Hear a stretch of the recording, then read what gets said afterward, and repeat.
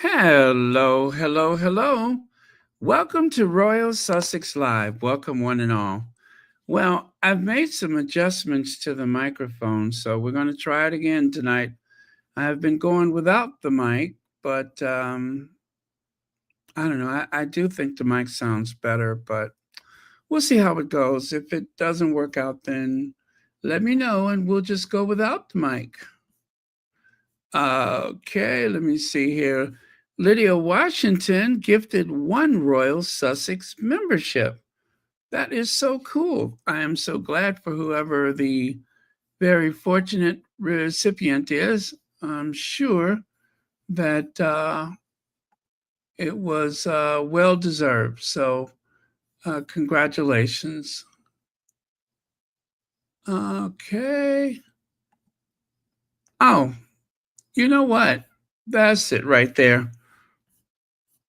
That is actually the mic. That is actually the mic. I hope you guys could hear me. I think you could. I was looking at the thing there. But yeah, that's actually the mic. So, okay, once again, we're going to see how this works. And let me see who else. So that is for the recipient of the membership. And then there's someone else who received a membership. Thank you very much. And let's see, Beverly McCaskill, 32 months of membership. Congratulations and thank you. Was today Katie girl's birthday? Did anyone wish her happy birthday? She needs to stay out of sight, out of mind. Is that your wish or hers? You know what? You know what?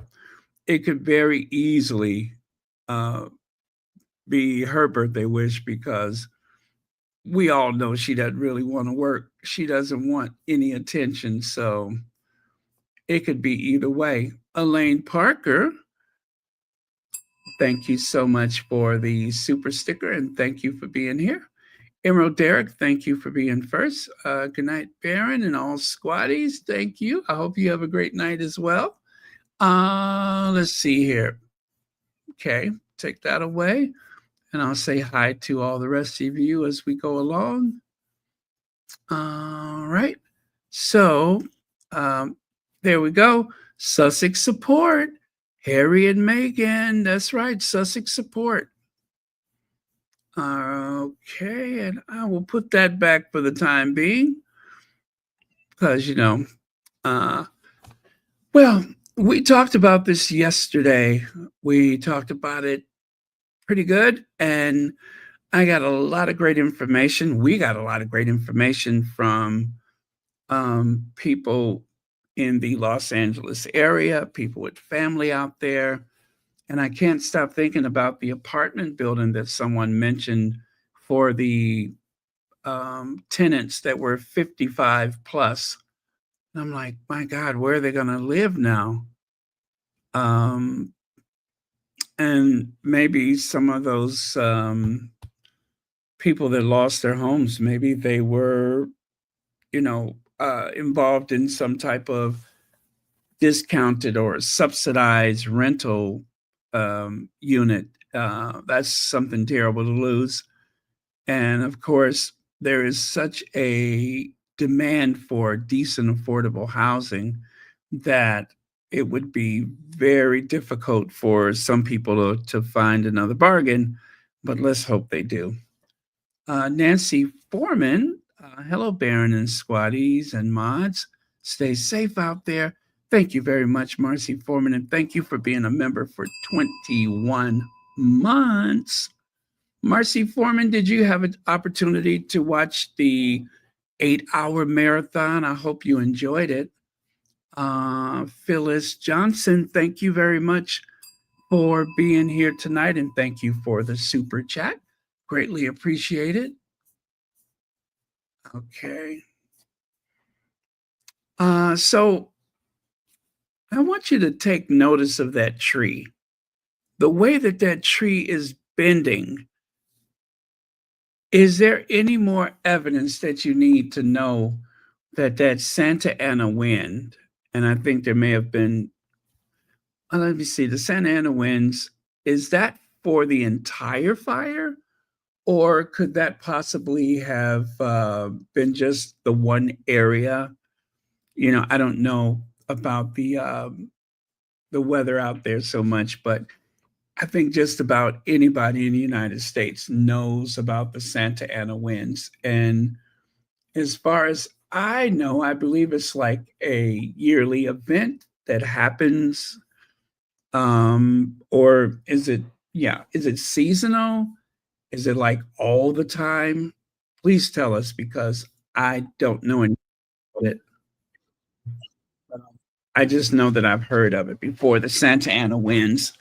Um, and of course, in Chicago, we build our own mountains, meaning that if you go between some of those skyscrapers, the wind gusts can knock you off your feet. So I would imagine that the topography of the Los Angeles area means that, the wind is being focused or funneled through certain canyons and stuff just enough to make a bad situation worse.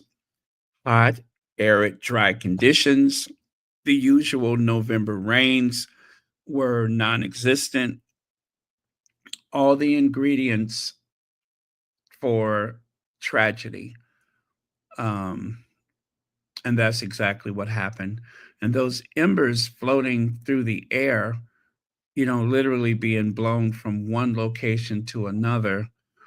And hey, is there anyone who hasn't seen someone build a campfire where you take like a little piece of wood or whatever, little stick, and you just kind of shave it down. You take your knife and you shave those little curls, and then when you try to ignite it, you blow on it. Well,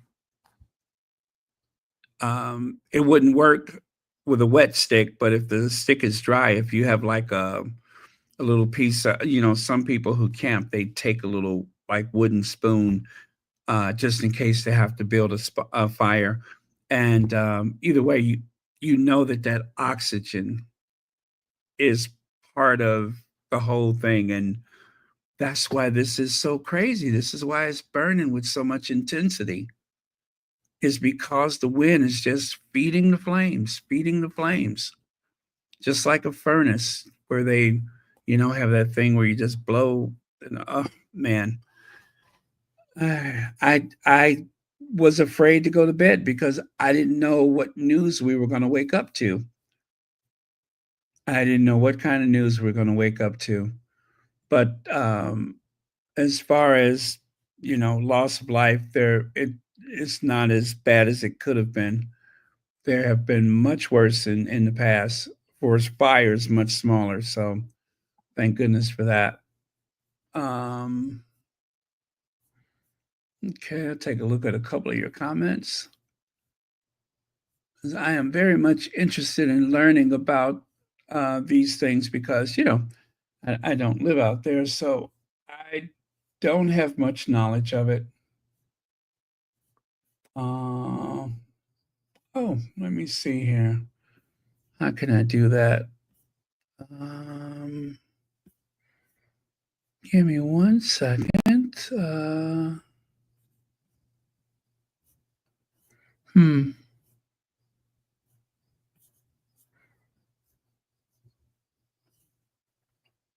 Uh, okay. Lydia Washington, I think you put a Sussex friendly space up, right? I was just trying to find it, and for some reason now I don't see it. So if you do it again, I'll try to make sure I look out for it. Oh, there it is. I see it. So I go back over here. Oh, there we go. We're always looking for those Sussex friendly spaces, places where you can hear some of the latest news or learn something you didn't know. And so in this case, it is Lady Rose Sussex, and that is the link right there. Okay. Um, take a look myself. Oh, wow, you've been busy, Lady Rose Sussex. You have 550 videos? You have been busy. You have been busy as a cat covering up poop. Wow, very cool. Okay, well, all the best. Um, okay, somebody's been busy.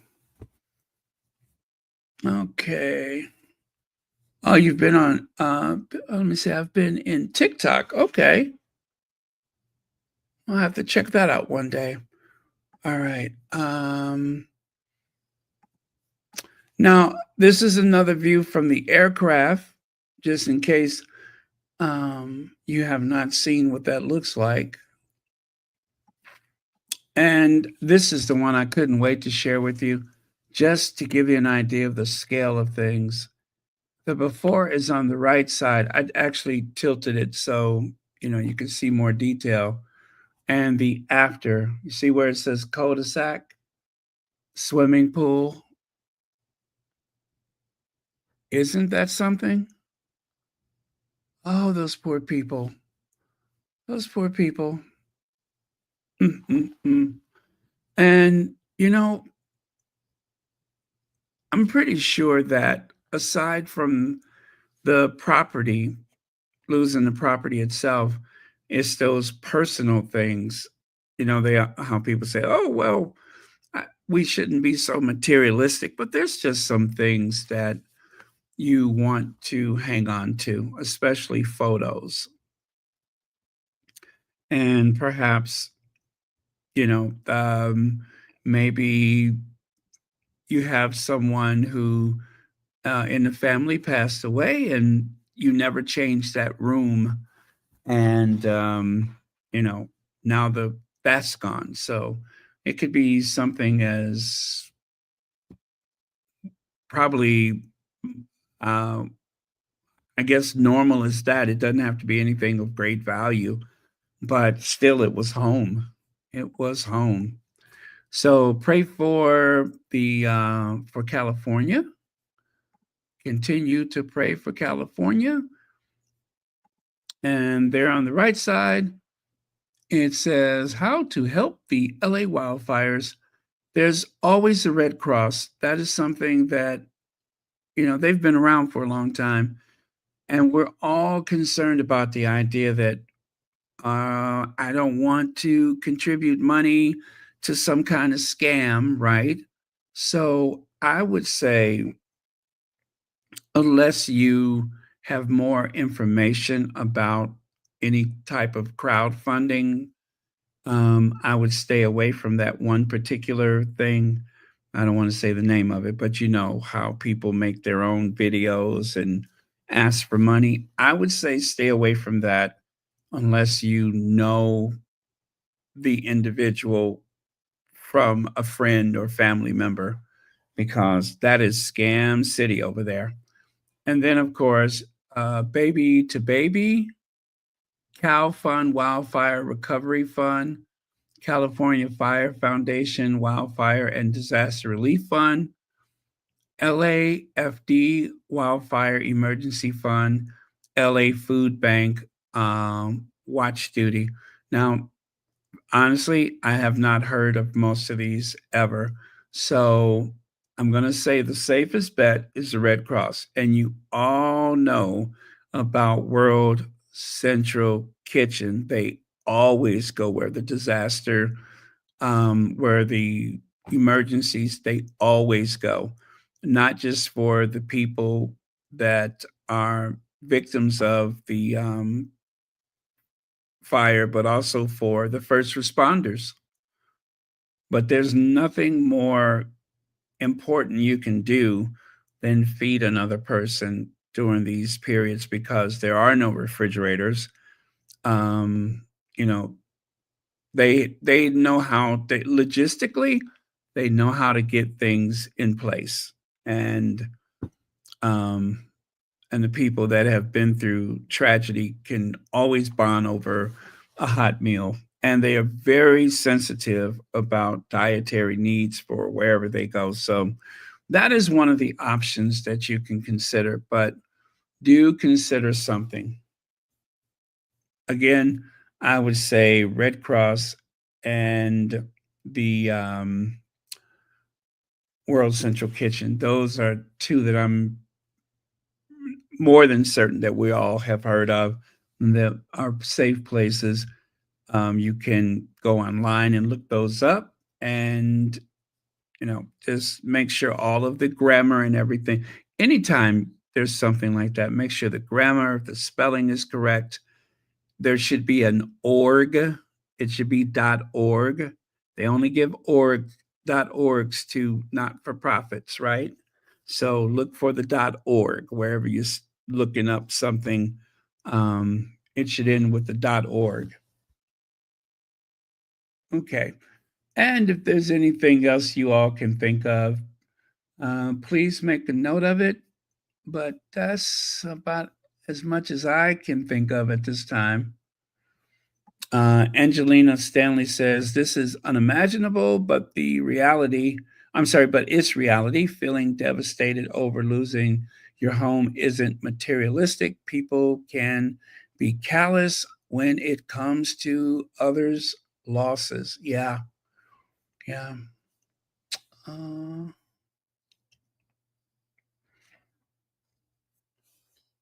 Alrighty. Hello, Vaughn. Thank you so much for being here. Okay. All right. Next slide.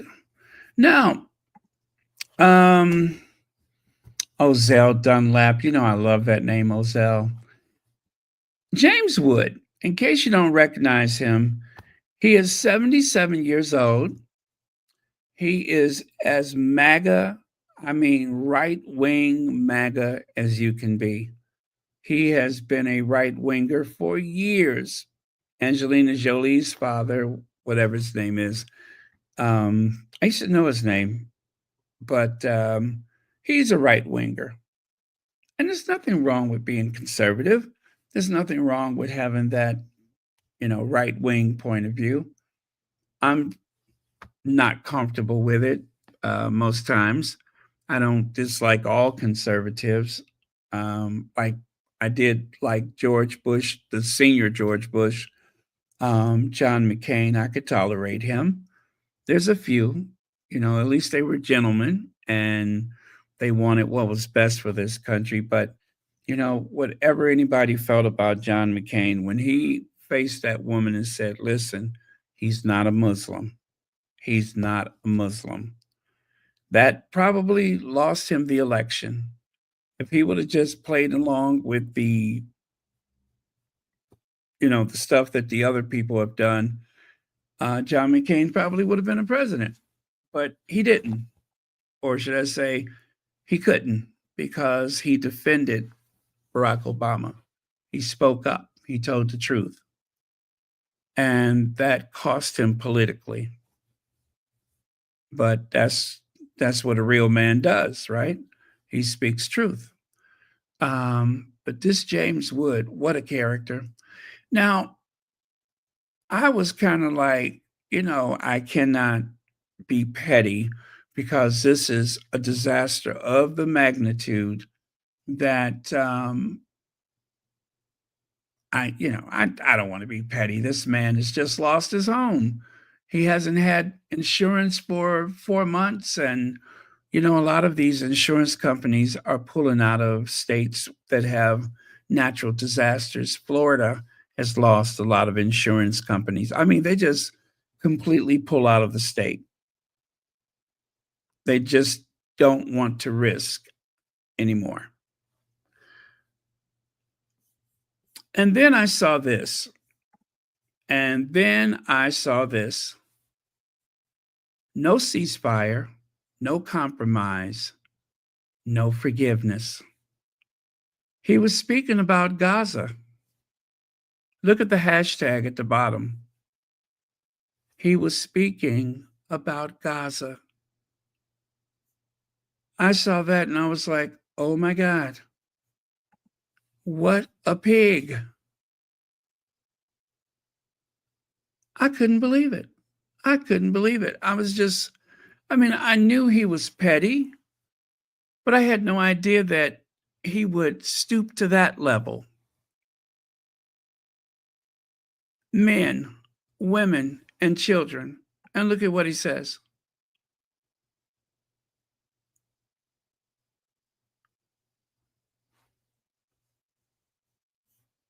Now, I did not get this from his Twitter account. So, but I found it referenced several times by several people.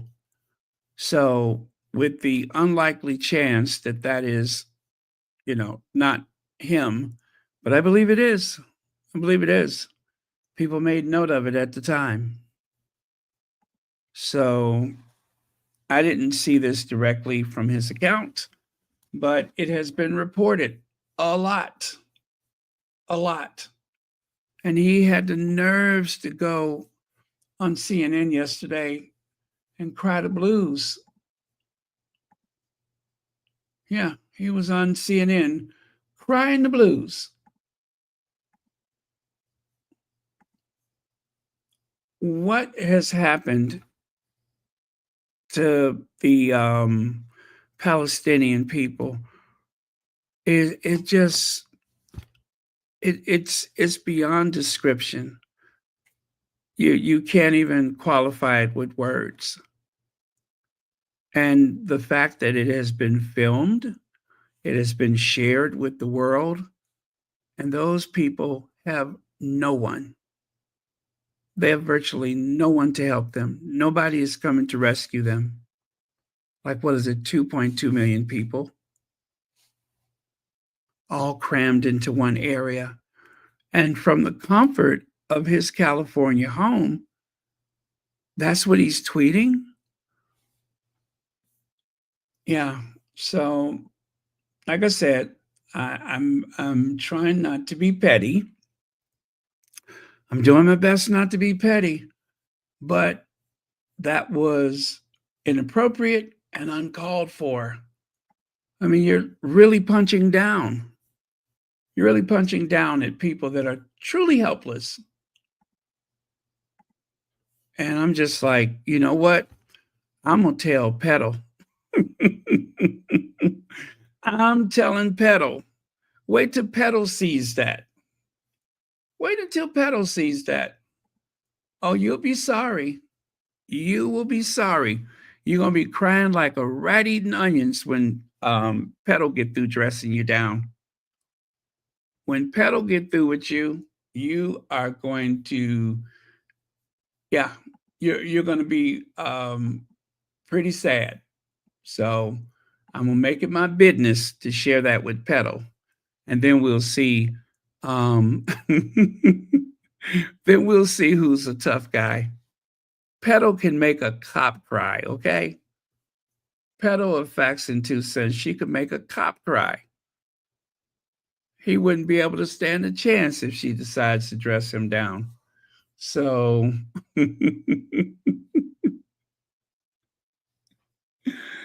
uh, but yeah, that was tacky. That was very tacky. And of course, God bless Jimmy Carter for speaking out when he wrote that book and called it exactly what it is, apartheid. He called it exactly what it is. So, okay.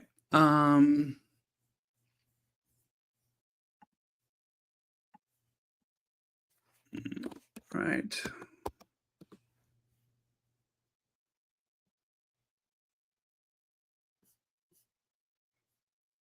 Mm-mm-mm.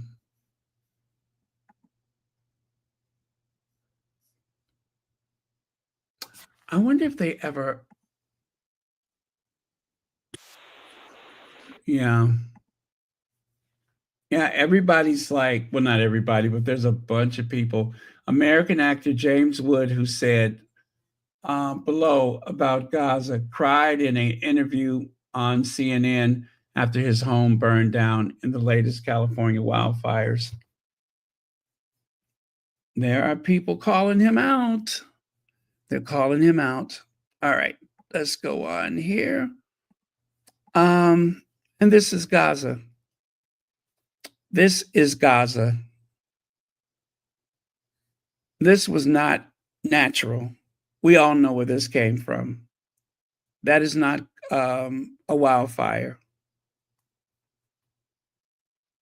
That is not a wildfire, James Wood. There's nothing natural about that.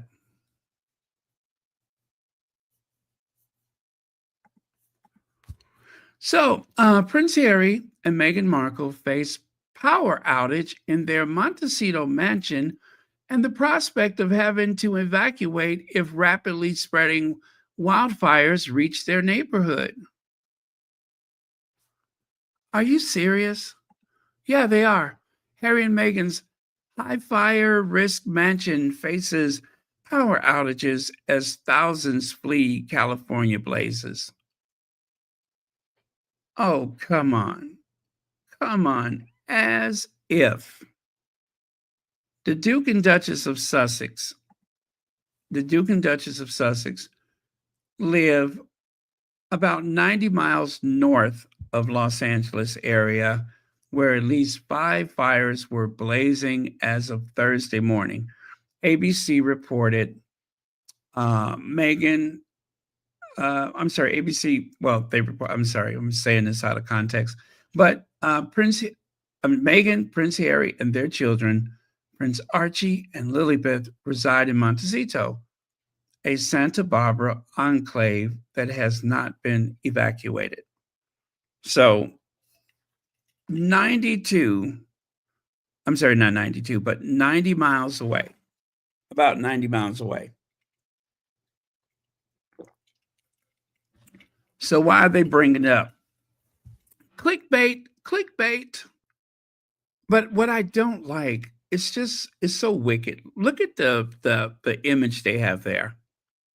Look at the image. That looks like a horror movie.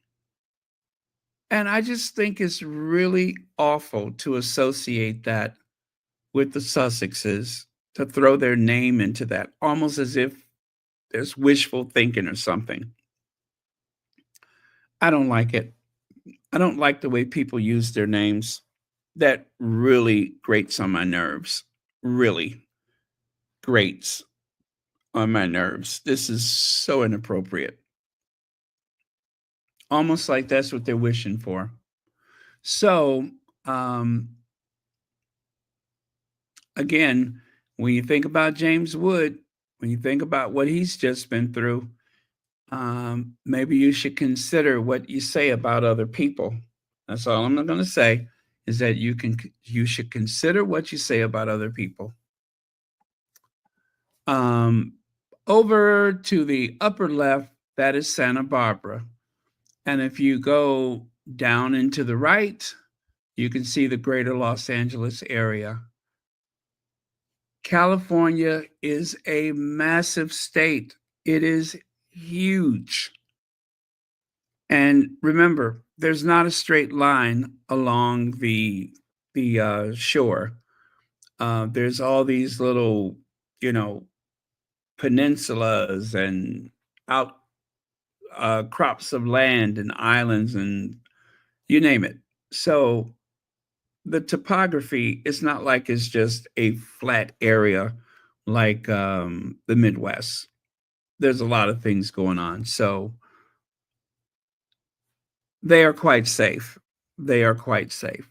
I'm just saying that in case anybody sees these things and get triggered. They are quite safe for the time being. So one of the things that happens in California a lot, earthquakes, wildfires, mudslides, a lot of things can happen. But still, California is a beautiful place to live. And this is unprecedented, what has happened this week. I think they said it's the worst ever. So And let's hope it never happens again. Antoinette Kennedy says, Baron, you know the devil and enemies are busy. No weapons formed against the Sussexes shall prosper. Amen. Thank you for that. Thank you.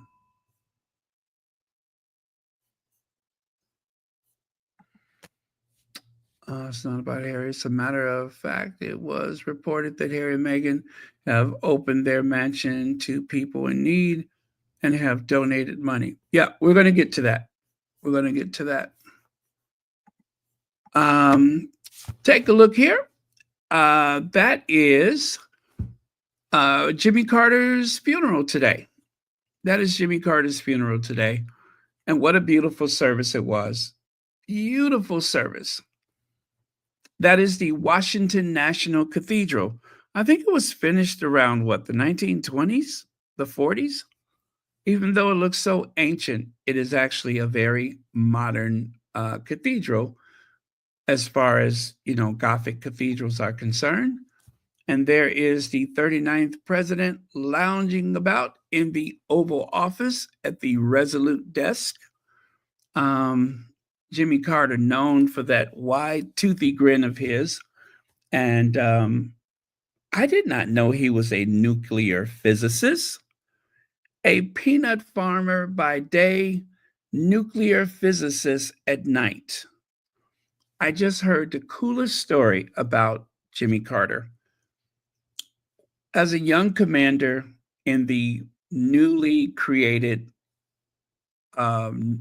submarine, nuclear powered submarines, there was a danger to, I believe they said it was Toronto. There was a danger because of some type of mishap. And he was one of the people that volunteered along with the men that were under his command. And he literally went into it was an area that was contaminated with, radiation. And you could only be there for maybe a minute and a half before that radiation would cause you life-threatening injury. Well, he did his duty. It was a one-man job, but because of the time limitations, it took 4 men to do it, and he was one of those men.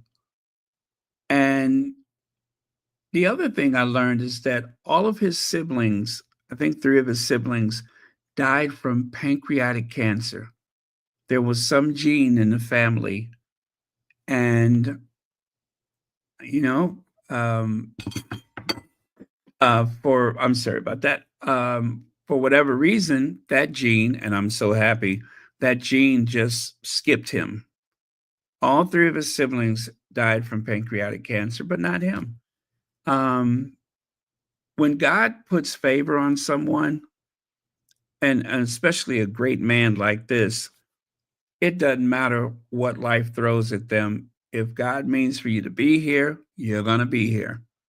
There was things that he needed to do for humanity, and even when he had that brain tumor and they thought he was gonna die from that, he didn't. He did not. They managed to use the new technology to save his life. Then he spent like what, 2 years, 3 years in hospice? Unheard of. Incredible. So I tell you, when I say that he is the most honest president I've ever known in my life, and just a great man, just a great man. So um, I'm glad that they gave him a state funeral worthy of his greatness. And there you go. President Jimmy Carter, October 1st, 1924 to December 29th, 2024. So fair winds and following seas Shipmates. Well, never heard that one before, but yeah, so that happened today.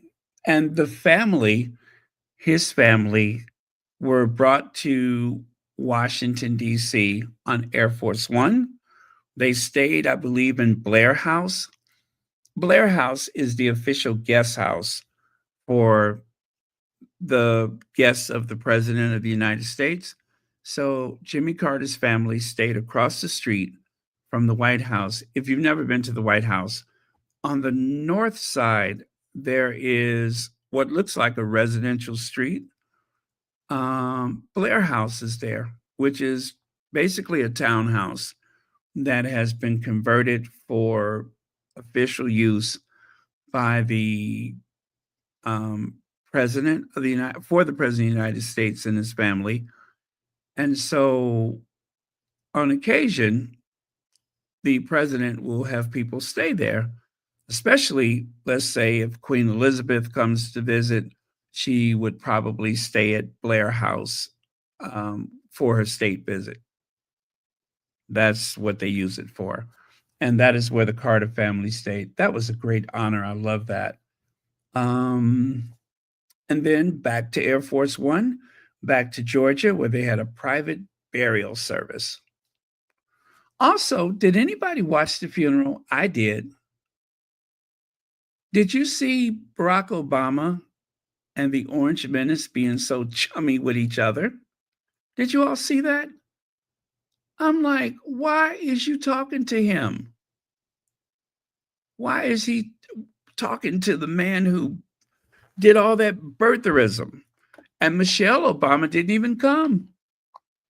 Michelle Obama didn't even come. She was like, ugh, I got other things I got to do. So, no Michelle Obama. That was interesting. Yeah, they were chatting away. I'm like, why is she talking to him? He's evil. But yeah, he sat there and spoke to him, laughed with him. Frenemies. That's what they are, frenemies. Friends and enemies at the same time.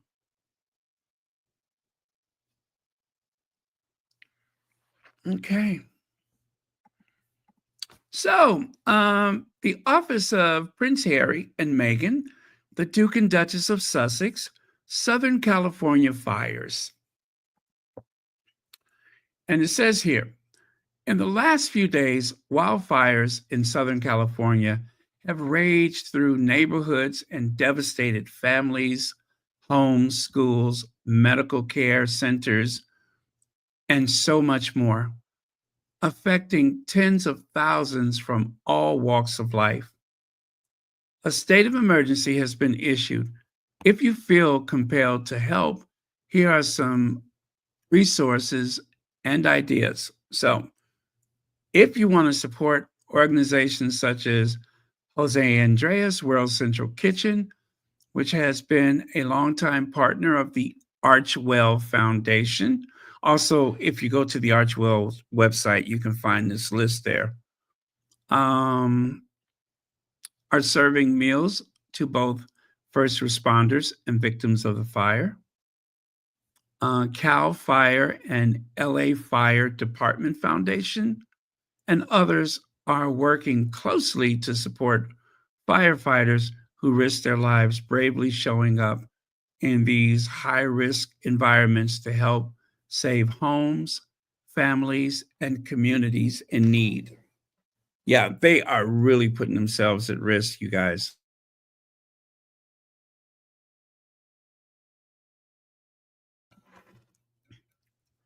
So let me take that out the way. Animal Wellness Foundation is continuing to house and care for animals evacuated by the fires, while Compton Cowboys is providing emergency transportation services for horses. All right. Compton Cowboys. Never heard of that before. That is interesting. Also, there is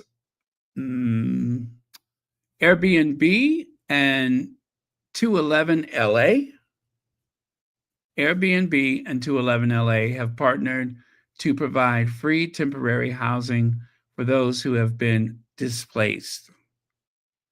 Baby to Baby is providing essential supplies, including diapers, clothing, hygiene products, and emergency kits to families in need. And then there's All Power Books, All Power Books, and many others are staying open for emergency use, offering supplies and water for pickup while working tirelessly to distribute essentials to those affected. And then there is Open Your Home. If a friend, loved one, or a pet has to evacuate and you are able to offer them safe haven in your home, please do. Please do. And be sure to check in with disabled or elderly neighbors to see if they need help evacuating. Now, there was an interesting story about that, um, where they were supposed to evacuate a 94-year-old man. And everybody thought that the gentleman had been evacuated or that he was staying at some other location. Well, the truth is, he was in his home and in desperate need of help. And so I do believe that they were able to evacuate him. Let's see. And lastly, give back. Some families and people have been left left with nothing. Please consider donating clothing, children's toys, and other essentials. The Red Cross is on the ground helping those in need. So that is what the Sussexes put on their website. And of course, it has been reported that they also opened up their home. Imagine how many friends that they have in the Los Angeles area who are in need of shelter. So they have the big house and then they have the guest house. And if necessary, they can also house the occasional pet, right? So they are very well placed to help people. And I know they will. Compton has an area called the Farms, large lots. A lot of people there have horses. Compton Cowboys were also featured in Beyonce Bowl. I didn't know that. See, I am learning so much. That is so cool. Oh, what do you say? He had him cornered, huh? Yeah, that makes sense. I mean, sometimes you just can't escape, can you? Hey, Joan Garcia, thank you so much for being here. Uh,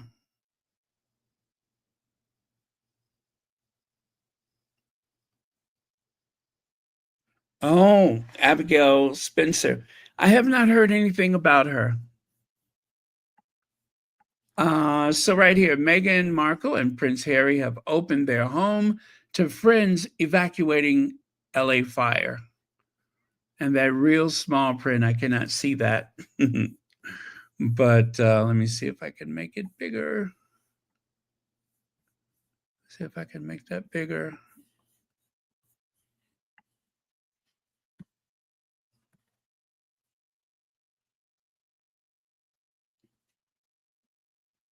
Uh-oh. All right. So just to say I did.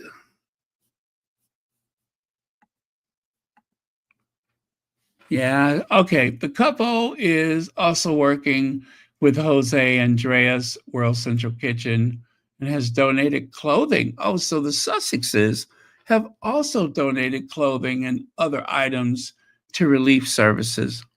Wow. So there's some people out there with some items from the Sussexes that they personally donated. That is so cool. That is so cool.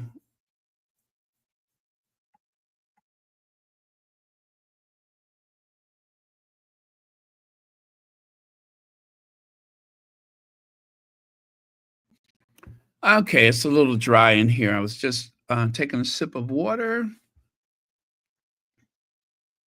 I need to put something on for some humidity. That's what I need to do. All right.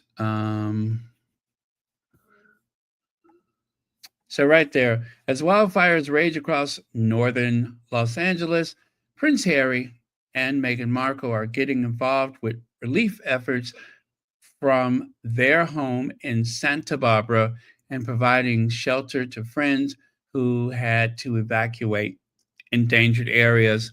In a statement on their website, their office shared a list of organizations currently fundraising for relief, including World Central Kitchen, the relief organization founded by Chef Jose Andreas, which is currently serving meals to first responders and those displaced by the destructive fires.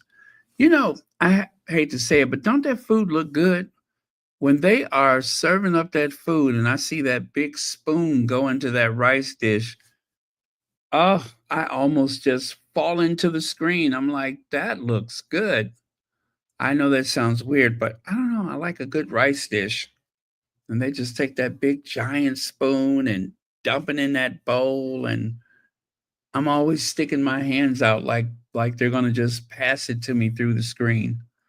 Of course, the rice dish that keeps me up at night that I would desperately love to enjoy is that rice that they made from the Hub Kitchen, that green rice. I got to make that one of these days. That's the only way I'm going to get over this. Love the look of that.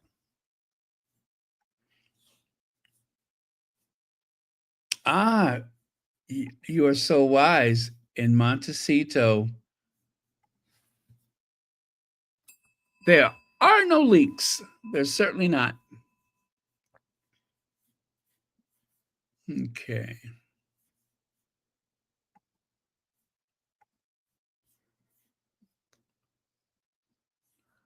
Ah, jambalaya. I love jambalaya.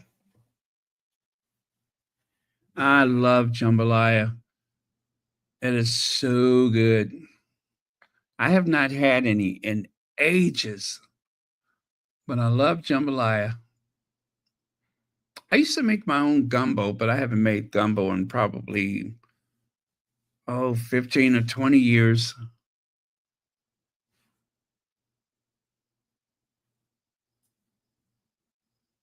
Mm, yeah, that sounds good. Yum.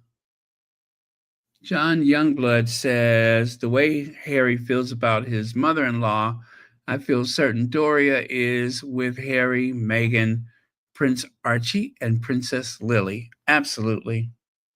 Absolutely. And it's great that they have a guest house. So, she can retreat there and chill if she needs to. Or if Harry and Meghan decide to have a date night and they don't want to go anywhere, they can retreat to the guest house. I'm sure it has a kitchen and other amenities that would be perfect for a retreat.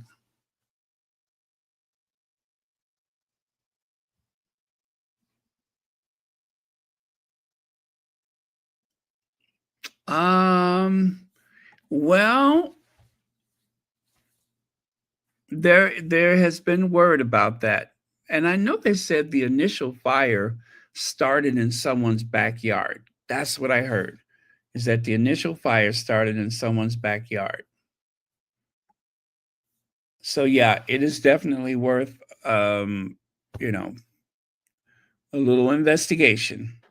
Now, Victoria Ward, take this for what it's worth. Victoria Ward, Harry and Meghan have donated clothing, children's items, and other supplies to those affected by the wildfire. The Telegraph understands they also opened their home in Montecito to friends and loved ones forced to evacuate. All right, no shade yet, but let's see. You know how they are. The couple are working with, okay, we've done that already. Yeah, yeah, yeah, that's good. And then over here on the right, This is from someone who I rely upon as a source of information, especially someone who gets most of these things out early before anybody else does.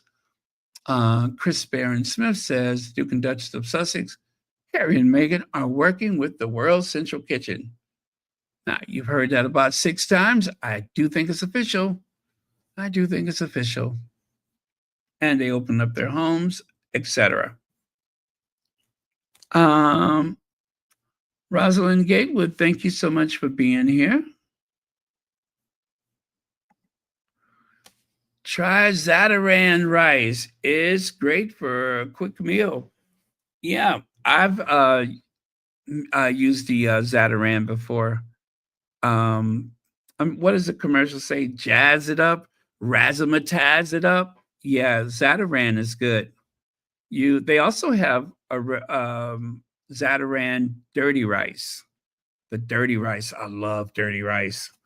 I think they put, what is it, ground beef or is it sausage?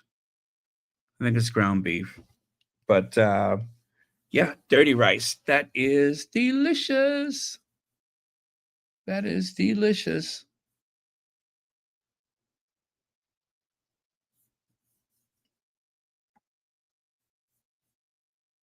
Okay, thank you for the suggestion. And Guy, we love Guy. We love Guy. I'm telling you, I have just, every time I see anything Guy, I just stop. I stop doing whatever I'm doing because I just love Guy. And oh, silly me, do I still have that one? No, I don't. I don't think I saved it. I don't think I saved it. There was a Guy video I wanted to share with you all. And unfortunately, I did not save it. Oh man, how could I not have that one? Oh, I certainly do not. Beg pardon. I do not have it. That is too bad. It was a great little video. I'm gonna check. I'm gonna check. I'm gonna check. I'm gonna check. And yeah, I'm afraid I don't. Sorry. It was just Guy dancing around being happy to get his food. You know, as they say, a dog's life. But let me see if I can take a quick look and find it. Um,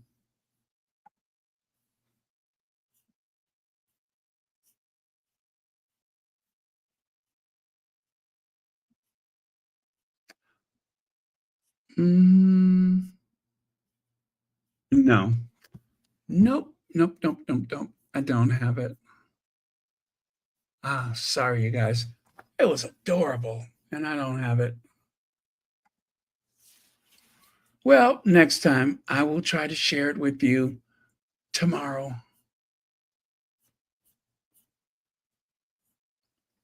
But until then, let's move on.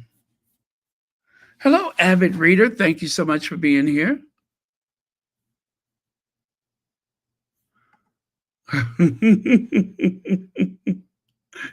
I know. So once somebody said, "You got me in the kitchen looking for something. Stop talking about food." You know, when I really go too far is when I start talking about Melba's and that delicious chicken and waffle. When I talk about Melba's, I almost fall out of the chair. I went to Melba's, I think it was 2021, and I enjoyed their delicious chicken and waffles. Oh my goodness, it was everything that I wanted it to be. It was when they handed me my food, when they set my food on the table, I said, "What's that?" They said, "Strawberry butter." They had me at strawberry butter. Okay. Strawberry butter. Where do you find that? Huh? Strawberry butter. Let me see if I can find it here. Strawberry butter. I don't see it. I see chicken wings and that delicious macaroni and some greens and some sweet potatoes or yams. I see, is that coleslaw? But I don't see the strawberry butter. The strawberry butter. The strawberry butter. Oh, well. But let me stop. I don't want to make anybody hungry.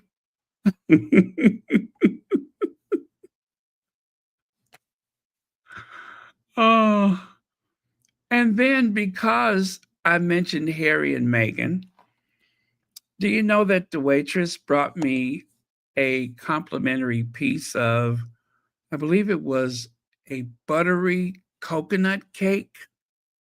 I think it was a butter flavored, buttery, delicious, light, moist coconut cake. And I just took that back to the hotel. But oh, was that good? So good. Unexpectedly good. Khalil Similant, thank you so much for becoming a member. And thank you so much for watching Royal Sussex and listening to me talk about Melba's delicious chicken and waffles. Okay, I'm done teasing. Strawberry butter. Now I'm about to mess around in the kitchen and probably make a hot mess. Ooh, you can't go wrong with the strawberry butter. I'm going to have to look up a recipe because I am keen. I'm like Kate Middleton. I'm keen to make something. I'm just so keen to do it. Yeah, Melba's strawberry butter. It was pink and it was kind of swirled. And I said, "What's that?" They said, "Strawberry butter." Let me see. Melba's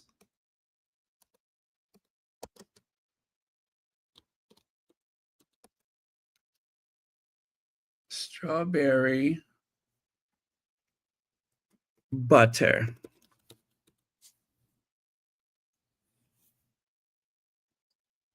Wow. Okay, there is such a thing. Now, I had it at Melba's, and I put a little bit of that on my pancakes. It was delicious. And those pancakes were hot right out of the griddle. So perfect. So perfect.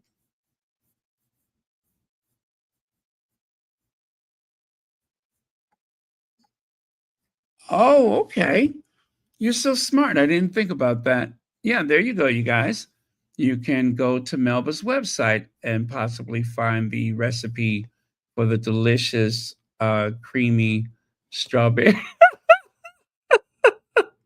Okay, I gotta stop. I'm making myself hungry now. I gotta stop. I'm so wicked. I am so wicked.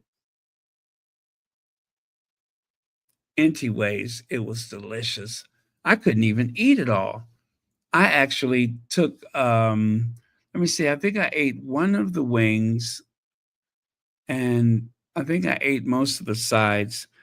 And the other two wings, I took those back to the hotel along with that delicious slice of buttery, light, flaky coconut cake. So that's what I did. Oh, what happened? What did I miss out on? Antoinette Kennedy? Something happened?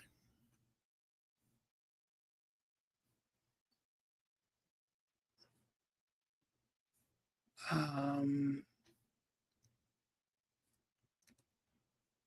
hmm. Okay, I'm going back and I'm looking. Oh, is this it? We had black eyed peas and rice for the New Year, New York. Sorry about that. My aunt passed on the 3rd, so we got to enjoy her doing her last days. Keep my family in prayer. Please her services this Saturday. Absolutely. We will lift you and your family up in prayer. Absolutely. Absolutely. And you know what? That just reminded me. I have an aunt that is 96 years old. And she's like, "When are you coming to see me?" I said, no, she said, "When are you coming to see me?" She said, "I'm 96 and so you know where I am right now." And all that. I said, "Yeah, yeah, yeah, yeah." I said, 96. I said, "Is that it?" I said, "When you get to 97, then I'll come and see you and not a day sooner. So call me on your 97th birthday and it's a date." I'm surprised I didn't get cussed out, but yeah, so but, yeah, this is an aunt that was always so gorgeous back in the days. She used to work at Marshall Fields State Street Marshall Fields, and, she worked with the high-end stuff, and, yeah, she was always so elegant. She was like the Meghan of the family, always so well put together. Whether it was a family barbecue or something formal, she was always well put together. 96 years old. And I think the most serious illness that she's had wasn't even an illness, it was knee replacements. Knee replacements. So, yeah, she has enjoyed very robust health. 96. Could you imagine? Okay, so thank you so much for sharing that. And we will definitely uh, be in prayer for your family.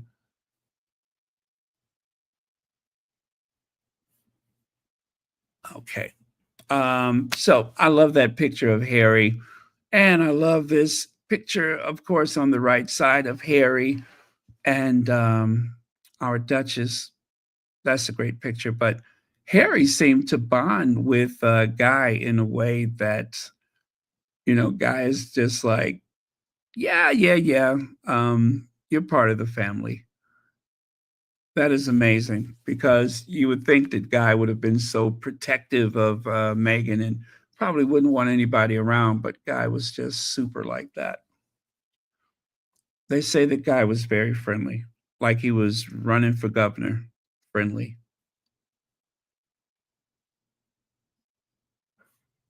Oh, Melba strawberry butter ingredients: 1 cup or 2 sticks of butter, unsalted butter, softened to room temperature, 1 cup or 2 sticks of unsalted butter,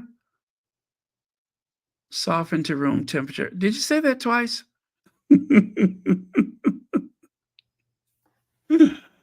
Oh, to be continued. All right. Thank you so much, Marshar. You are a treasure.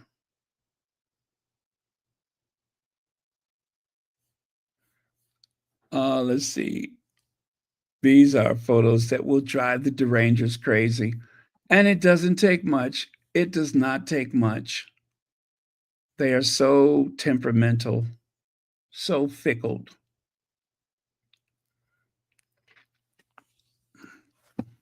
Um,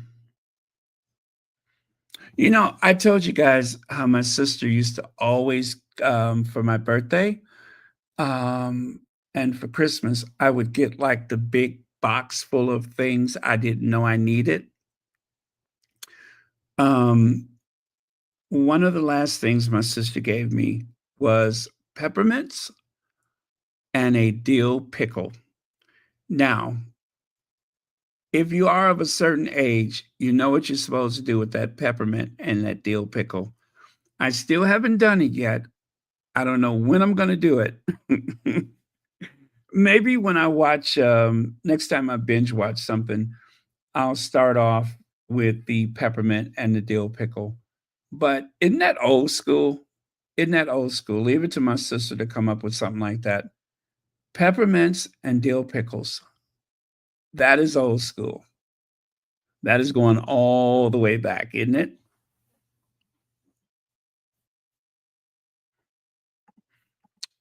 And check this out. This, of course, is from the artist that has made so many of these images of the Sussexes, Noah's. Let me see if I can find the slide from yesterday. Um, was that yesterday I shared that? Yes, it was. There we go. Her name is Amelia Noah's of Amelia Noah's Design. And so I, first of all, I just love Guy's face. I love the way Guy looks like. Guy is like an old soul, right? Guy just looks like that old man that is checking you out to see if you're going to walk on his grass. That's what he looks like. And right there, you can see little Guy. Look at little Guy. I don't think I noticed Guy was in this image before.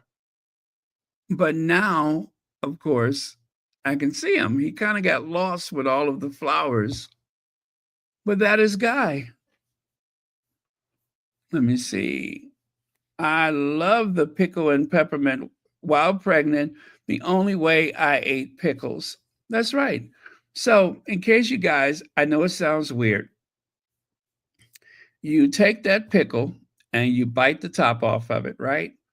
And you take the peppermint, the bigger the better, and you jam it down in that pickle. And you just kind of, I don't know, just munch on it throughout the day. You're not supposed to eat it really fast. This is something that you just, I don't know, when I was a kid, I don't know how long I held on to a pickle and peppermint. You can sit it down and come back.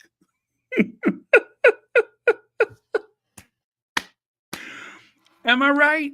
You hang on to that pickle and peppermint throughout the day. You don't just eat it all at once. You just kind of, you know, that pickle and peppermint. So I guess I'm just kind of hanging on to it because, my sister bought it for me. So I'm kind of hanging on to it, but I'm going to save it for a special occasion. And yeah, so that'll be a way to honor her memory, is to finally sit down and have my pickle and peppermint. So the pickle's in the refrigerator, so I'm sure it's going to keep for a while. But pickle and peppermint. I'm like, now this is something I haven't seen in a while. Elaine Parker, Elaine Parker, pickle and peppermint. You take the dill pickle, you bite the top off of it, and you jam the peppermint down in it. Okay, let me see if I can find that. Pickles and peppermint. Okay, right here it says, what's the story? Exploring the peppermint stick and the pickle snack from Chicago's South Side. You hear that? What's the story? Exploring the pickle and peppermint stick from Chicago's South Side. Food historian and director of the Southern Foodway Alliance wrote an email that he believes pickles and peppermint sticks are somewhat common in the Mississippi Delta, which was the, what is that? The font for much of Chicago's immigration. Though he's not sure this transfer is explicitly Delta to Chicago, he said it was definitely spread through the African American community. I quickly found the snack dates at least back to 1983. Think again, it goes back much further than that. I remember it from my childhood. And believe me, I am much older than 1983. What have I just started, you guys? What have I just started? Antoinette says, Baron, sometimes I'll put a peppermint in my mouth, then eat the pickle. Yes, pickle and peppermint. Now,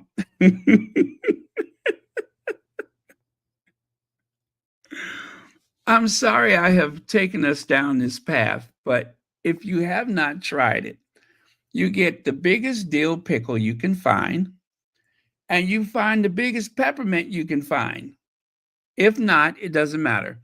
And then you bite the top of the pickle, right? It's the whole pickle, not slices, the whole pickle. And then you jam that peppermint down in there. And you just kind of, you know, just kind of take a little nibble and you just kind of like suck all the juice out of the pickle. And, you know, you could eat on it for a while. It keeps. Yeah. So if you thought strawberry butter was interesting, try that pickle and peppermint. What? What? You see how high my voice is getting? What?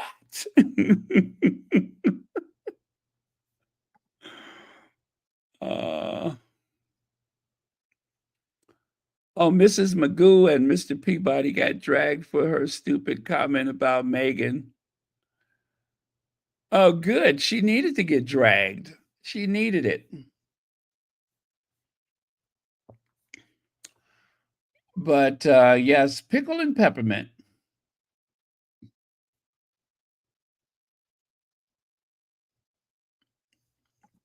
Let's see, what's that? Send that as a dish for season 2.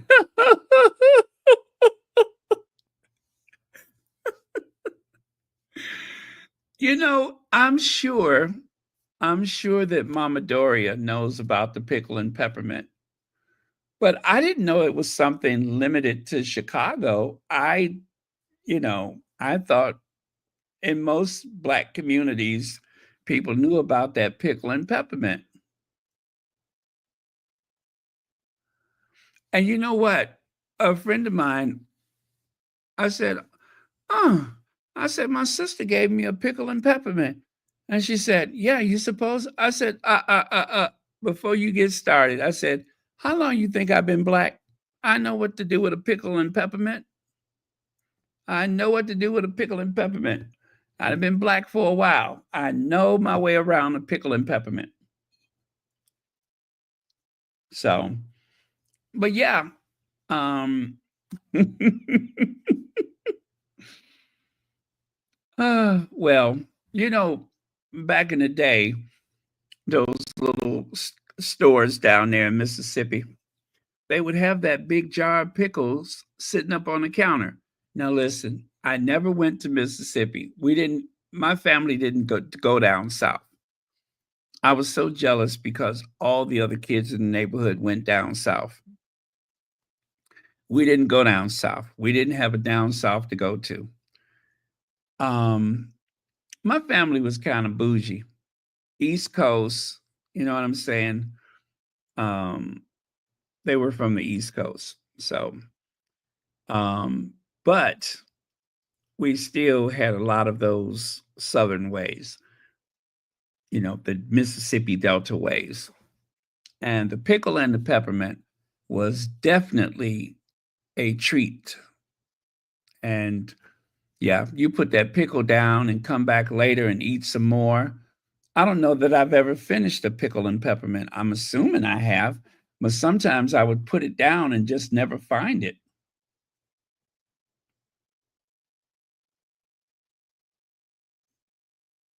Hmm. Well, you all try it, but remember, it must be a whole pickle because you got to jam that peppermint down in there. So it needs to be a whole pickle. And then when you bite the top, you put that peppermint in it, and then you just kind of, suck the juice out of it, right? You just kind of munch on it a little bit, but mostly you want to get all that juice out of that pickle. It's not until the pickle is almost, totally clear of any of the pickle juice, then you can start munching on it. So, um, you got to try it. It was good. It was good.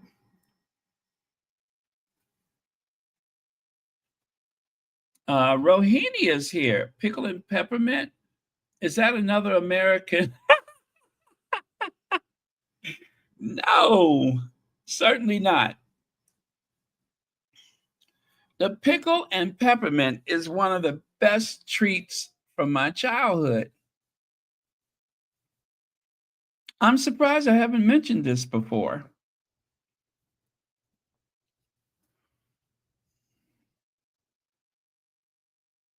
Oh, by the way, that remember I told you someone sent me a baby picture yesterday? I'm not sure that I want to share that just yet. Let me think about it some more. Uh, I had to ask, I'm like, are you sure that's me? But when you flip it over, you see my name and my birthday, right? So I'm like, mm, yeah, it looks like a little white kid. I was rather light when I was a kid. It looks like a little white kid. I'm just like, are you sure that's me? But he says yes, and he's older than me, so he should know what I look like when I was a kid. Rohini says, jam the peppermint. You know, I took my time. That's why I took my time because I didn't want to say it all at once because it sounds strange. But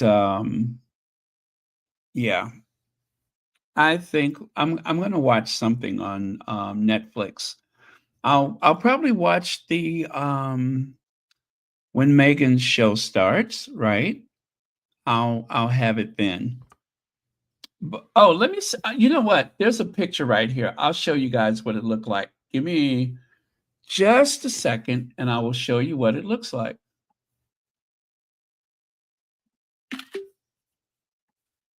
Just for your consideration, I wonder who was the first person who ever came up with the idea of eating a pickle and peppermint.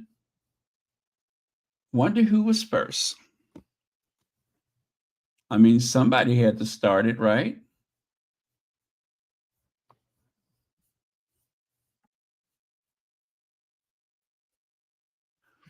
Okay, give me a second. I will show you the image because I don't think you all are totally buying this, but I'm telling you, it's a thing. It is a thing.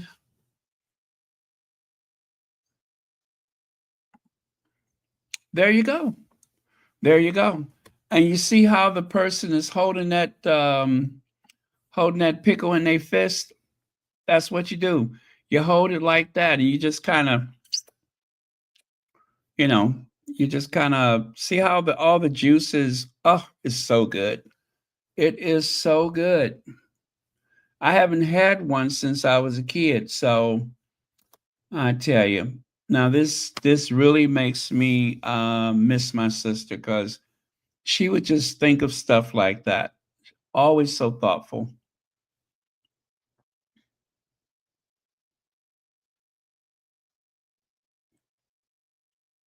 Yes. Yes, see, being pickled was a way to keep the food from spoiling. So, listen, you don't have to eat the whole thing at once. You just kind of hold on to it for a while. I was a little kid and I would be munching on that pickle for hours. Then you sit it down, go out and play and come back or you just walk around with it all day. If this really is a food, you can't make you can't make fun on beans and toast. And I thought deep fried ice cream was a thing. Now pickles and peppermint. Yeah, the deep fried ice cream, that's usually something that you have like at a county fair or some kind of big picnic or, something like that. You would buy that at those big occasions, like some type of summer festival. That's where they would have the fried ice cream. Yeah, I'm going all the way back to my roots tonight. Oh my God. Is this a video? Let me see.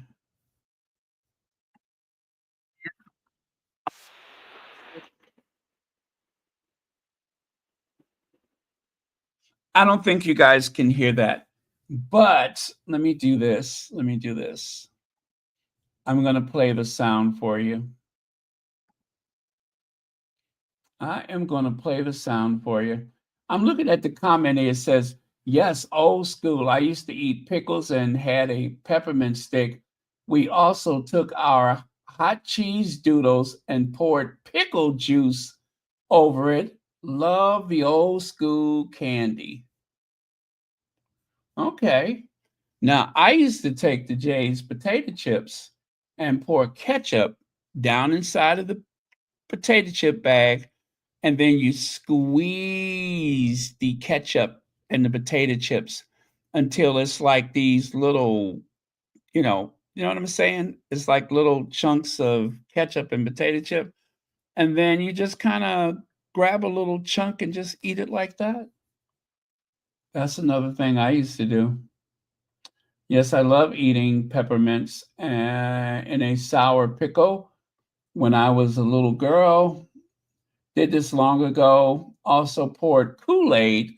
Now, see, that's going too far. Also poured Kool-Aid on the pickle. I hear someone else saying, I like these things. Our pregnancy cravings. You are all pregnant. Yeah, she's saying everybody in the chat is pregnant. Oh man. Okay, I'm gonna do this and then we got to get back to what we were supposed to be doing. Give me just a second here.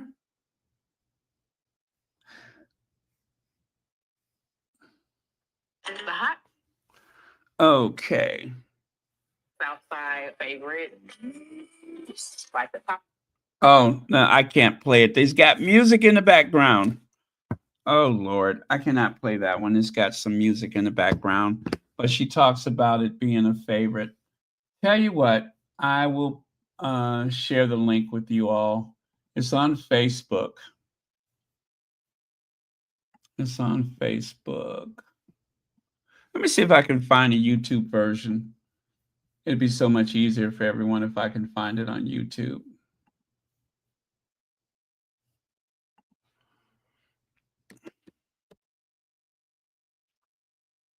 Ah, it is on YouTube. It is on YouTube. Okay. Same video.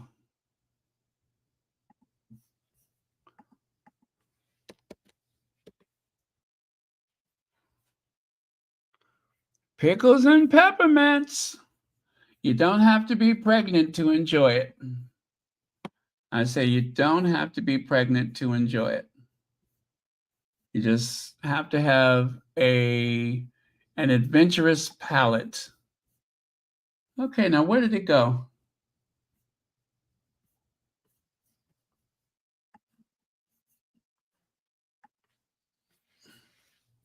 Oh, there it is. Okay, that's it right there at the top of the chat. Pickles and peppermints.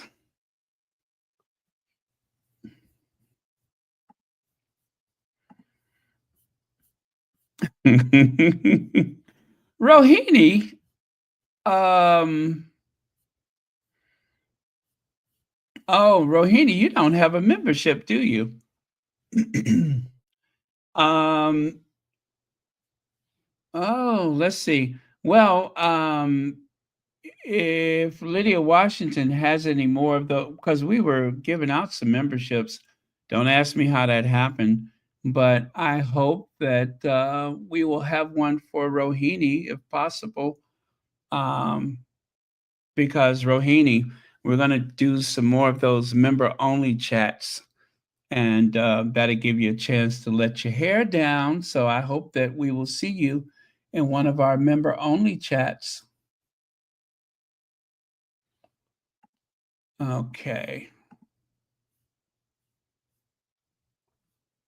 Um, Now, what am I trying to do here? Hey, Joan Garcia, this is Baron. You got us eating snacks in the wee hours. Yeah, I am actually making myself very hungry right now. I am making myself so hungry. Uh, okay. Oh, and thank you for the super chat.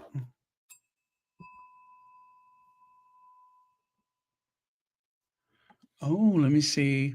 Being from Tobago, we made peppermints. I hated the heat. Ooh, okay. All right. Now, okay, I think I'm good now. I'm gonna take this away, and then I gotta get moving here because I got plenty stuff still to talk about.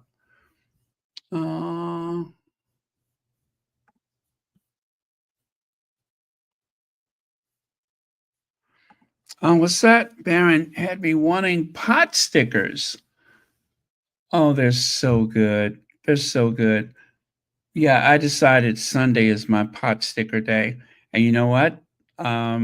This past Sunday, I had my delicious pot stickers and the Lady Sussex, George and Charles. That's what I had Sunday. Was pot stickers, George, Charles, and Lady Sussex. What a perfect combo.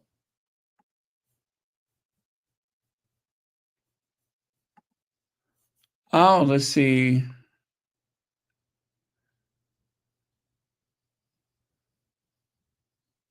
Oh, okay. I didn't know. You know what? I did not know how that works. I really didn't know how that works. Thank you so much. Because someone was asking me about it the other day, and I was just like, I don't know how that happens. It just started one day. All right, all right, all right. Okay. So here are a few more images. Now, is that's Pula, right? Was it not Pula? Who was the one that came from the remember the science lab or whatever it was? Mamma Mia. Mamma Mia. That's Mamma Mia. Mamma Mia. That's it. That's Mamma Mia. Right? Yeah, Mamma Mia. That's what I thought. Mamma Mia. Mamma Mia is a good mama. She is a good mama.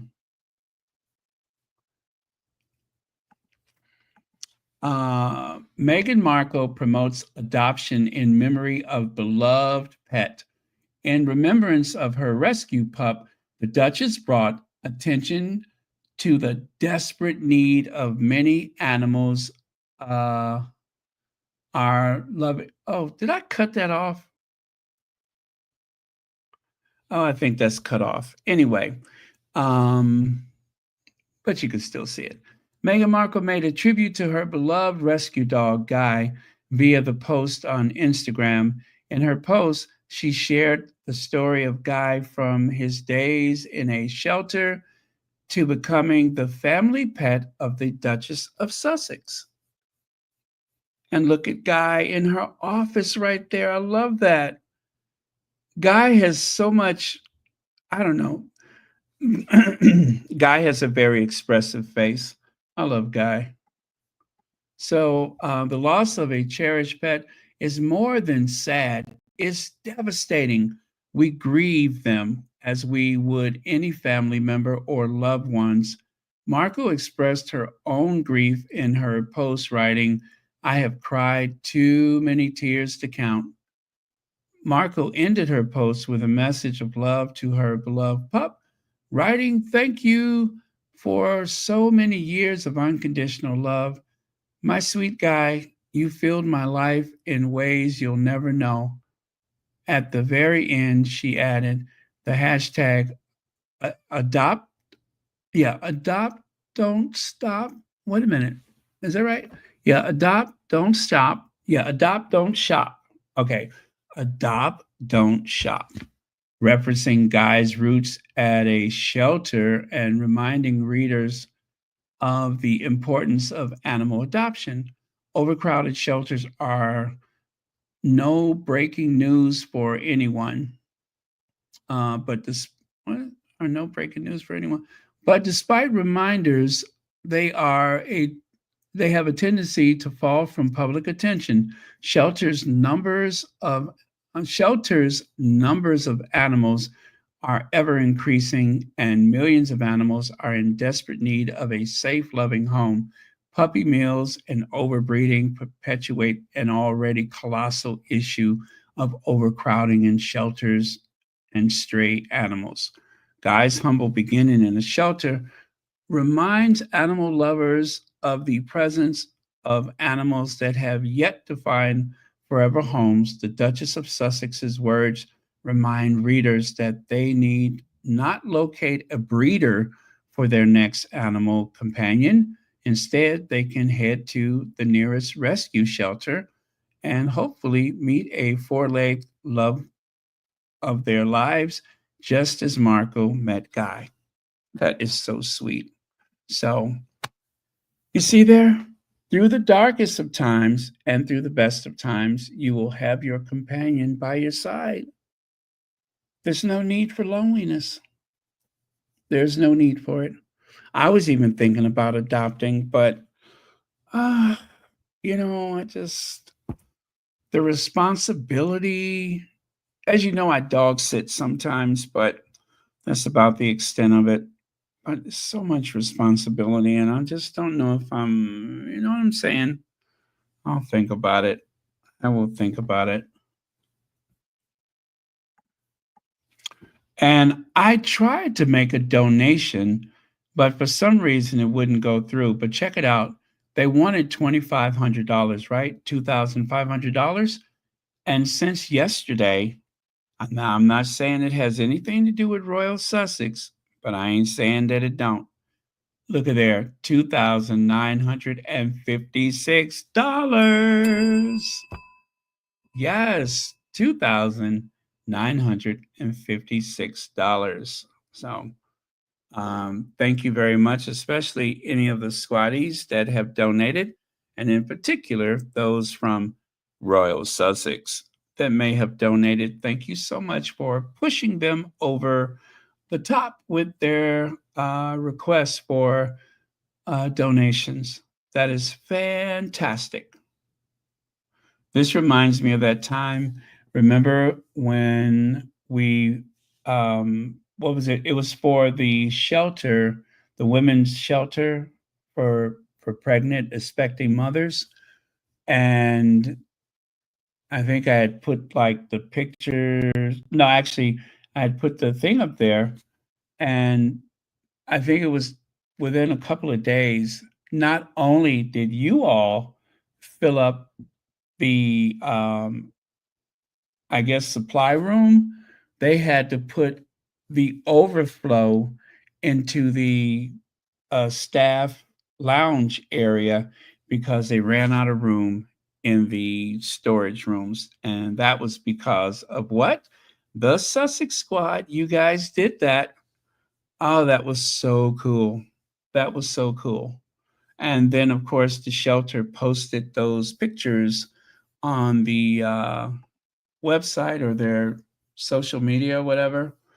And it was all because of the Sussex Squad overflowing with the things that they had on their wish list. Yep, you guys went to the wish list and bought everything and then some. So that was pretty cool. I'm trying to see if I have a photo of that. I'm sure I have the photo. Ah, there it is right there. Okay, I'm going to share it with you. There's a couple of photos. Give me just a second and I will share that with you.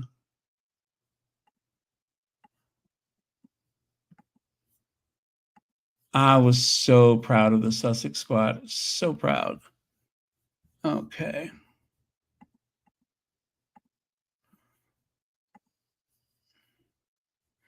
Okay, I'm going to take the food away, including the pickles, so I can make room for the other stuff.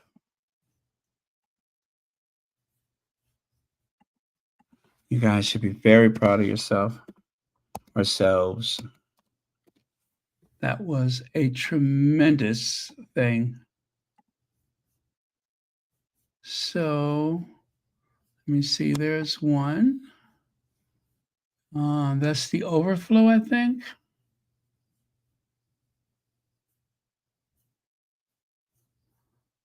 Okay, it's coming up. Take a look there. Royal Suitor says, we're abundantly grateful for the overwhelming response to the request for donations from our Amazon wish list that was once a conference room, see what I mean, is now overflowing with hundreds of donations.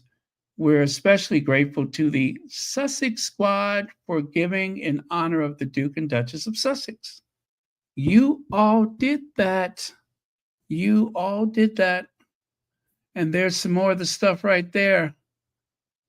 What was a conference room is now full of wish list items for mothers and children. Everything from baby bottles to, I believe this is the shelter where the Sussexes sent like that huge donation of nappies or diapers. That is the one.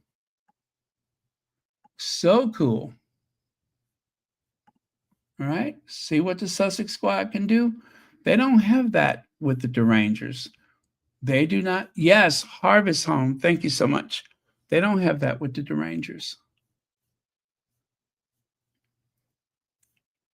Within a couple of days, it was like, so long, conference room, hundreds of items. Okay, let's keep it moving. Morning. That is, of course, Martin of, okay, where's the speaker at? Didn't I just have that thing? Oh, I did not. Hold on.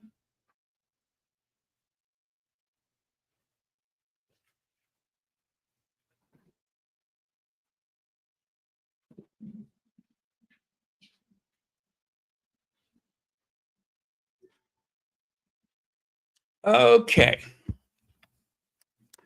Okay, let me set this up for you.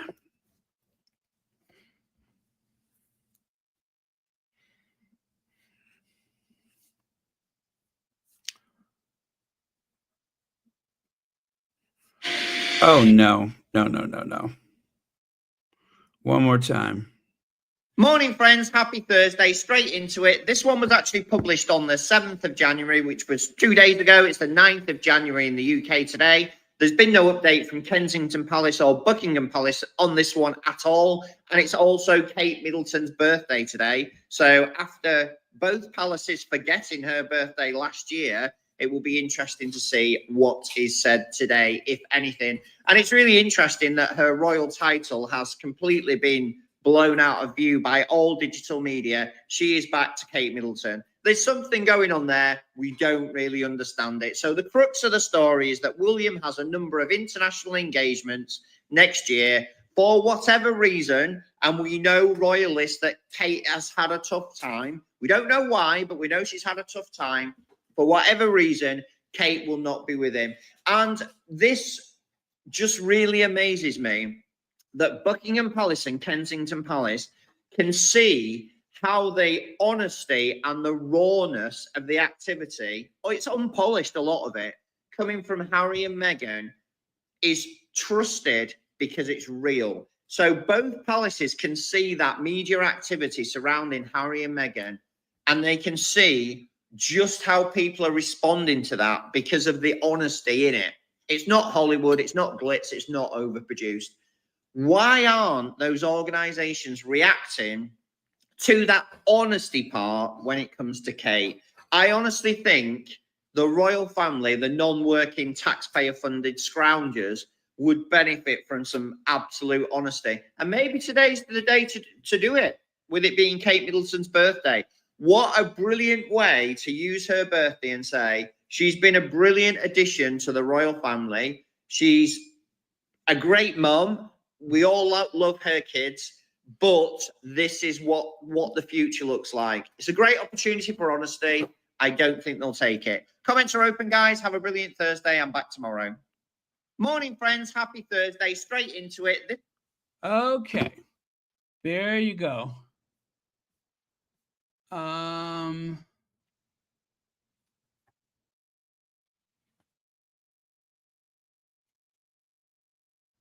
Okay. Prince William wants a second honeymoon in Africa with Kate.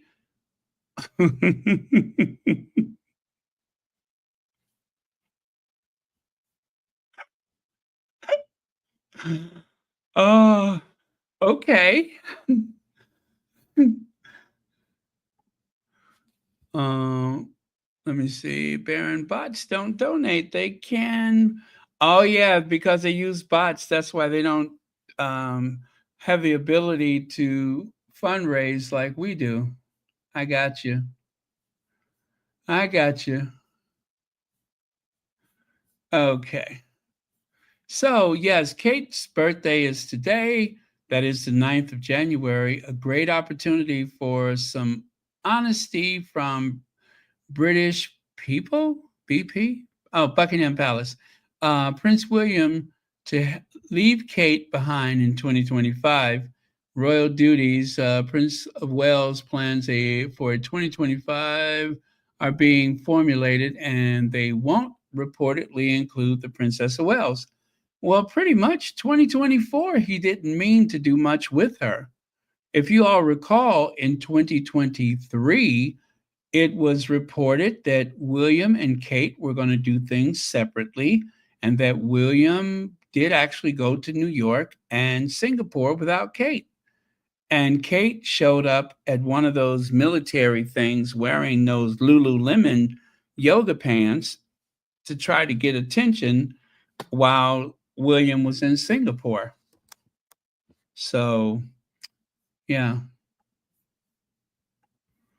And there you go. That is the official birthday image of Kate. It says to listen, try not to barf. Try not to barf. It's so icky, but here goes. To the most incredible wife and mother, the strength you've shown over the last year has been remarkable. George, Charlotte, Louis, and I are so proud of you. Happy birthday, Catherine. We love you. W. Why do I find it difficult to believe that that came from William? Why? Why is that so hard to believe that that comes from William? I just don't. I don't. I'm not even going to say what. I don't. I can't. I can't. I can't. That is the verbal version of William and Kate rolling around on the beach, right? That is the verbal version of William and Kate rolling on the beach. I just don't think that there's any sincere words there. None of it. None of it. Yeah, it kind of reminds me of Yogi the Bear, right? Hey, boo boo, let's go get some picnic baskets. Yeah, hey, hey. It looks like something from Yogi the Bear. It does. It looks like something from Yogi the Bear. Hey, boo boo, let's go get some picnic baskets. Yeah, hey.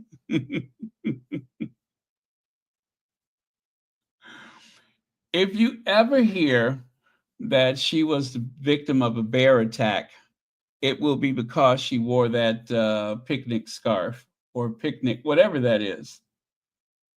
But it does look like something from a picnic.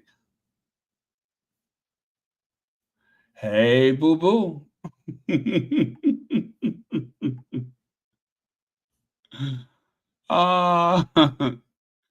Let's go get some picnic baskets. Yay. Yogi, remember that Boo Boo the bear, Yogi the bear? And Boo Boo always sounded like he had a deviated septum. He had a very nasally sound. Yogi, hey Boo Boo. Oh, I tell you, what would my youth have been without Hanna-Barbera? I don't want to think about it. I don't want to think about it. Hanna-Barbera.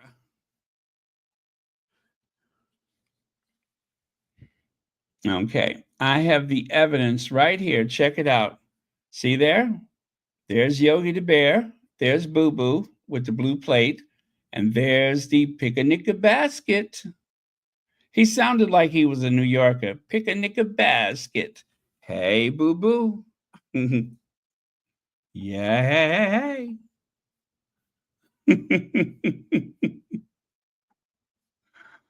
Oh, man.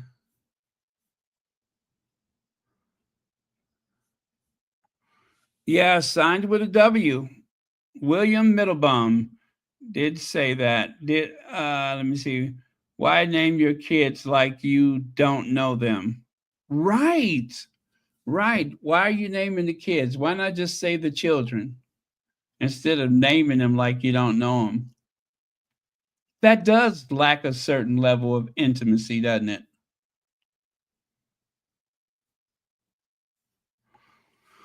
Beverly says, why does she have jeans on? Isn't that against what the proper Duchess is supposed to wear? And the check scarf, does she really think she is cute? Well, to me, it's all about the hands half in and half out of the pockets. You either put your hands in or you take your hands out. Why is her hands just like, what is she up to, her, I guess her second knuckles? Gosh, her hands are weird. But anyway, why doesn't she have her hands in her pocket? That is so weird. Now, this is a deliberately casual, laid back look so that she could identify better with, of course, Meghan, the Duchess of Sussex. She's trying to give that Meghan casual vibe, like I'm just like everybody else. Yes, I've never worked a single day of my life, but trust me, I'm just like everybody else. I may not look like everybody else. I mean, not everybody's mouth is askew, and not everybody has that wonky eye, and not everybody has jazz hands. But other than that, I'm just like everybody else. Really. You could drop me in the middle of Oxford Street and nobody would take notice to me. They would take no notice of me because I'm just like everybody else. Mouth askew, wonky eye, hands half in, half out of pockets. And of course, I'm wearing a picnic scarf. Yay, hey, hey, hey.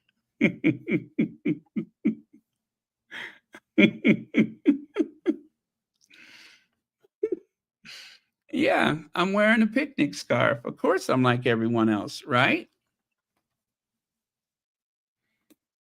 Lex says it's too much.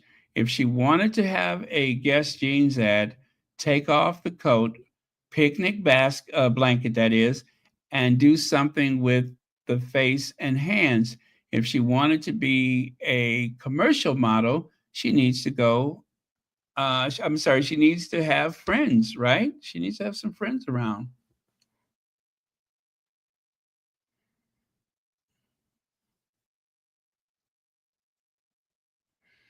Yeah, she put on the wedding ring just for this photo because otherwise she's about done with that.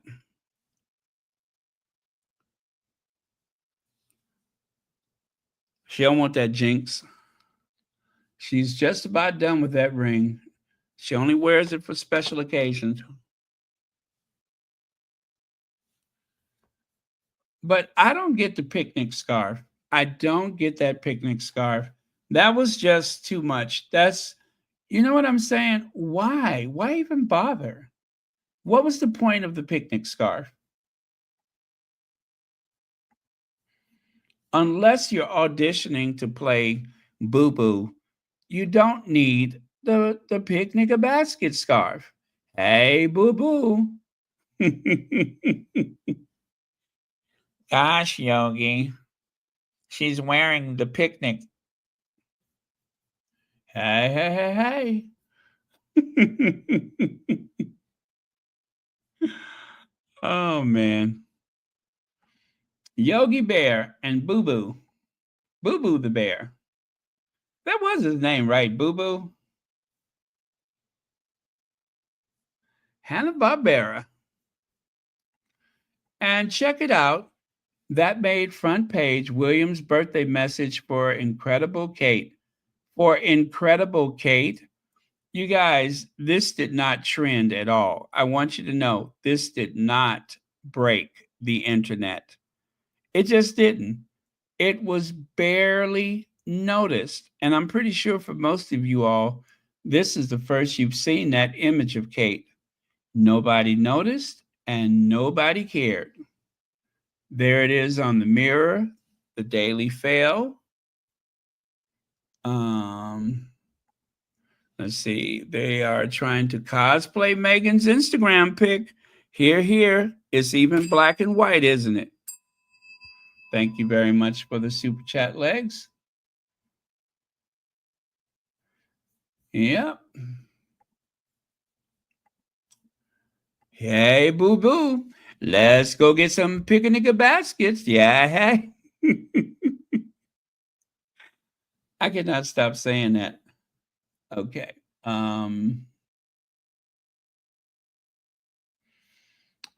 Creative Life says this is her dip into accessories. Trying to do too much for casual.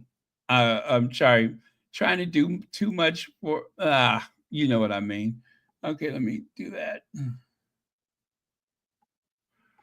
And then when I saw that picture of Kate, right? When I saw that picture of Kate, I'm like, why is she standing there reenacting Camilla, who was reenacting John Wayne? She's doing her impersonation of Camilla, who was doing her impersonation of John Wayne. I mean, Camilla's standing right there in the threshold, like, now listen here, pilgrims. This is how it's gonna go. You know, I'm expecting her to talk just like John Wayne. Now look here, pilgrims. I'm gonna tell you how this is gonna go. You got me, partner? Now listen here, partners. Camilla is giving me John Wayne, and Kate is giving me Camilla pretending to be John Wayne. I mean, there's just too much. There's so much cosplay going on. Kate is trying to be Meghan and Camilla. Camilla is trying to be, I don't know, Farrah Fawcett and John Wayne. These people try so hard, they don't even know who they are anymore. So Camilla thinks she's John Wayne and Farrah Fawcett, and Kate thinks she's Camilla and Meghan and Boo Boo the bear. There's too many. What do they have? Multiple personality disorders? Why are they too many people? They're being too many people at the same time. Pick a personality and stick with it. I mean, seriously, don't you see it? That is Kate Middleton trying to do her impersonation of Camilla. Clearly, that is a Camilla pose. Maybe she's trying to mock Camilla. Maybe she's like messing with her head.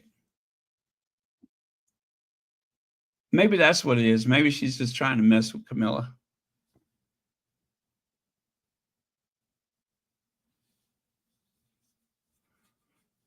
Yeah, her eyes do look kind of weird, right? Her eyes do look kind of weird now that you mention it. Yeah. I told you she's got that wonky eye. It's that left eye that's really wonky. There's like something strange about it.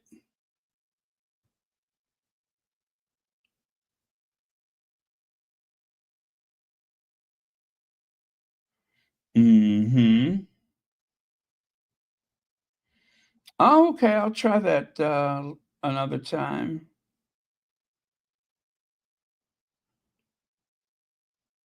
Oh, okay.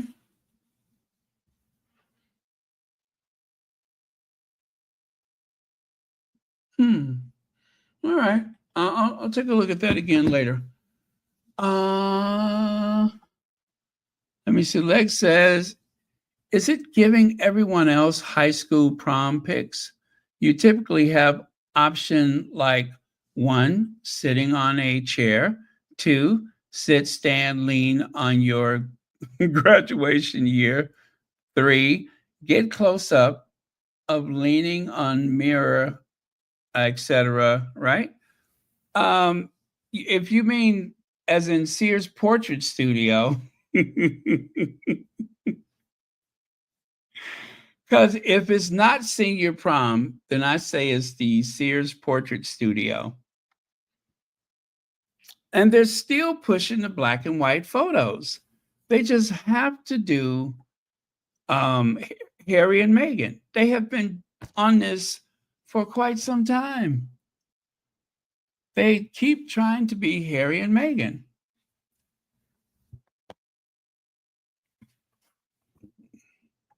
Silly wabbit. Twix are for kids. And look at there. Zandy Sussex says, well, that was a damp squib of a birthday. The birthday girl wore a tablecloth as a scarf. Her supporters are too busy obsessing over Harry and Meghan. The husband's comms team wrote a message copying Prince Harry's name from his incredible wife, Desperate Times.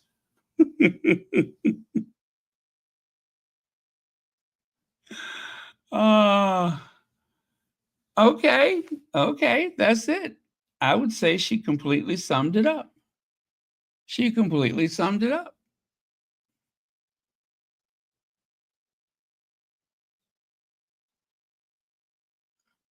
Oh, you mean from the People magazine? I know which one you're talking about. Prince Harry's People magazine. Oh, let me see if I can find that one. Yes, yes, that is brilliant. That is absolutely brilliant. Let me share that one right now. Let me share that one. Um, that's where I've seen that before. Black and white photo, People magazine. I tell you, you can't put anything past the squad. Nothing. You have to get up pretty early in the morning to put something past the Sussex squad.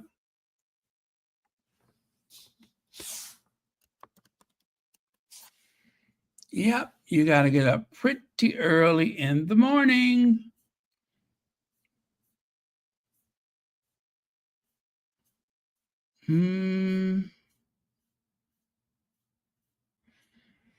Oh boy.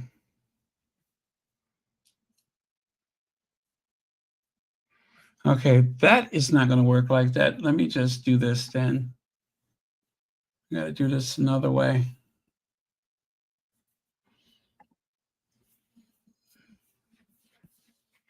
Okay. How brilliant. You are so clever to have figured that out.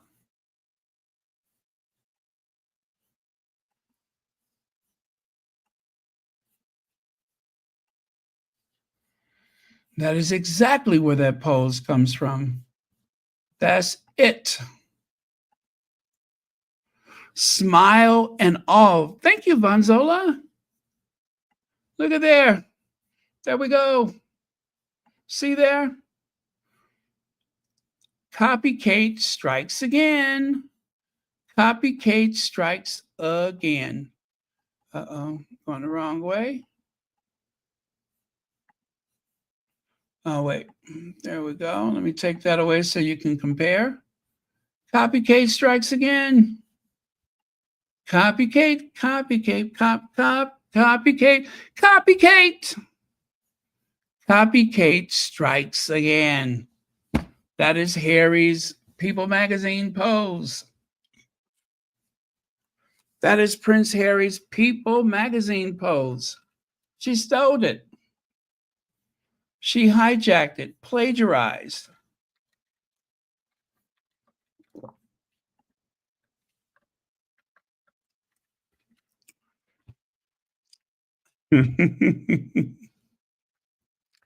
See there? Maybe she thought she would appear more youthful if she hijacked the school colors.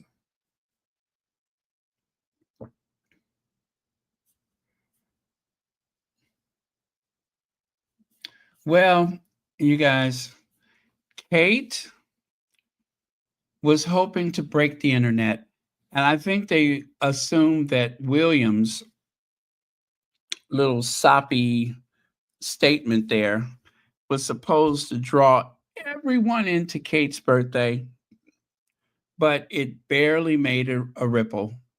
Nobody was paying attention, nobody cared, and now she can retreat back to birthday obscurity. Yeah. Now remember, this time last year they were trying to downplay her birthday, and next thing you know, it was "Where's Kate Middleton?" We didn't see her for 172 days, from Christmas to Trooping the Colors. No Kate.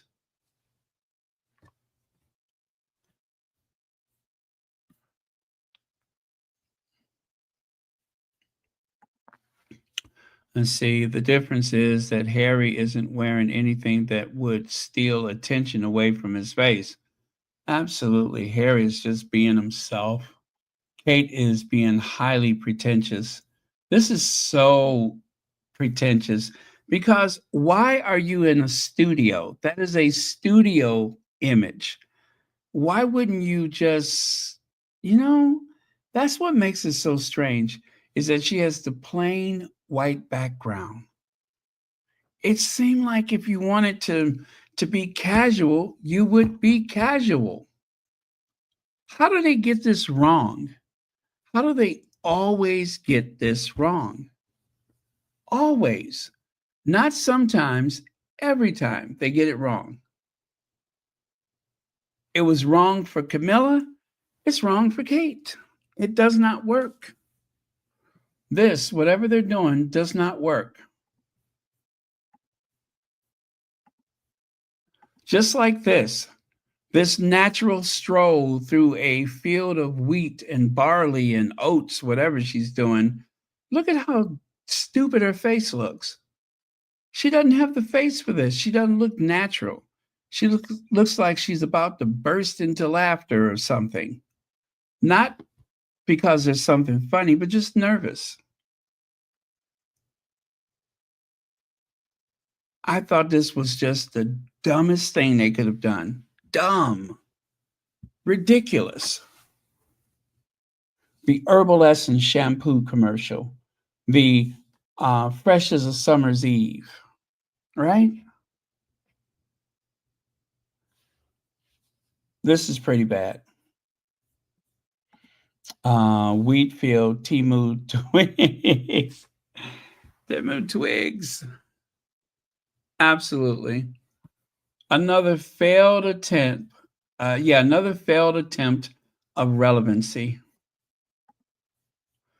And let me tell you, over the years, Kate's eyebrows, you know how they say if you count the rings of a tree, you can guess the age? Well, if you can count the width of Kate's eyebrows, if you measure the width of her eyebrows and the depth of her eyebrows, that's how you can determine the year. And I tell you, she hasn't had an easy time of it. It took her until 2016 to find some eyebrows and stick with them. And even with that, she still manages to ruin that. She could tear up the devil in hell. She really could. Yeah. Laughing stock for certain, Marshar. There was a 2004, 2006, and 2010. And yeah, I would say 2006, that was a bad year for her.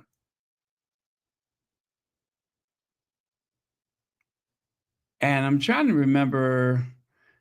Well, it looks like she got her teeth bonded almost immediately. That was number one. Cap those teeth. Yep, cap those teeth. I don't even know why she bothered, though. She fit right in with the royal family.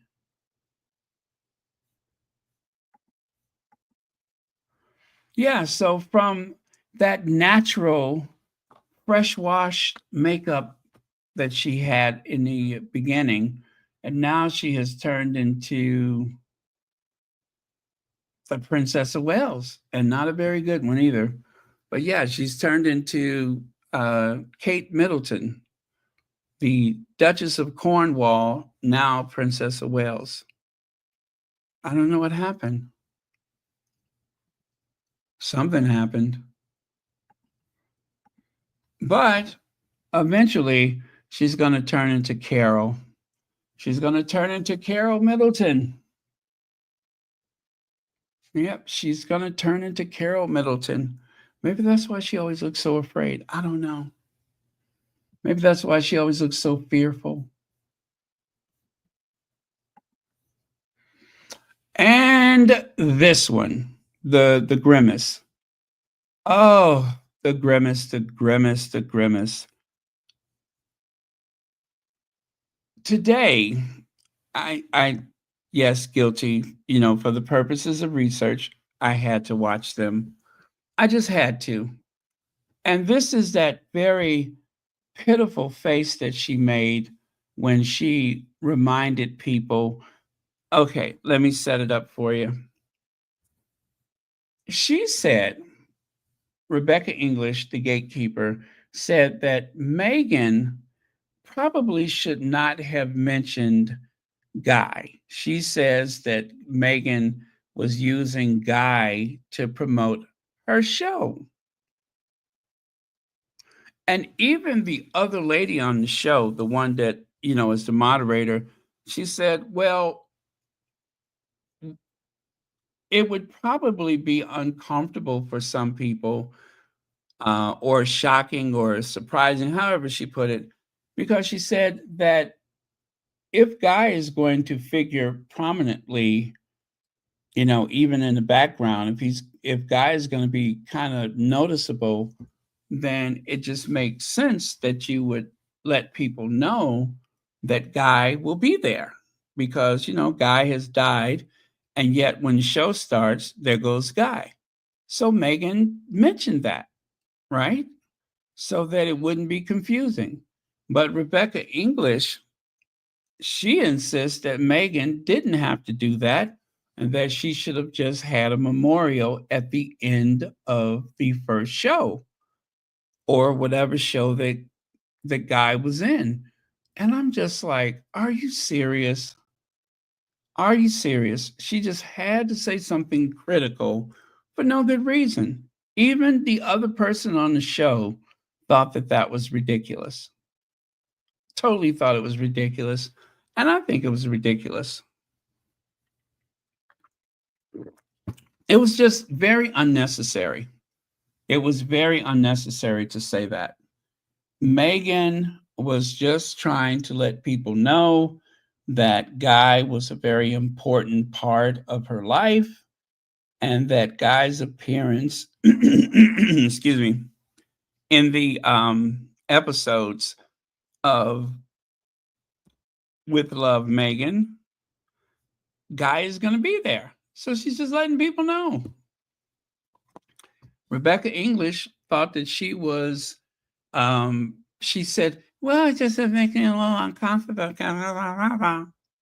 You know, trying to be all highbrow. Hey, official Lauren Brown. Meghan can share it. That's her life. Ugh. Thank you, official Lauren Brown.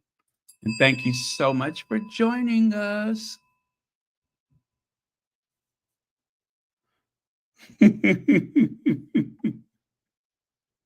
Well, if you think that's bad, check this out. Congratulations to her with her battle of the bulge, but what are we going to do about them arms? What are we going to do about them arms? Those arms look like she could snatch a whole turkey leg out of a pan. I mean, I'm like, okay, I could see she's coming down in her weight and she looks good. But you know, you're supposed to bring your arms and your hands down with it, right? You're supposed to lose everything proportionately. Those hands look like they're huge. She looked like she could smack you across the street. You could be walking down the street on the other side of the street and you feel something brush you across the face. It's probably her. It's probably her. I mean, those hands look like catcher's mitts. What is going on? Ugh. Ugh. What in the world? Is that a hobbit? Have I seen her on Lord of the Rings? Does she live in like a little subterranean village? I think we have a hobbit. I want to see her feet now. That is, you know what? It's not really Rebecca English. That is an assumed name. It is Rebecca Baggins. It's Rebecca Baggins. You know, Frodo's sister. Rebecca Baggins.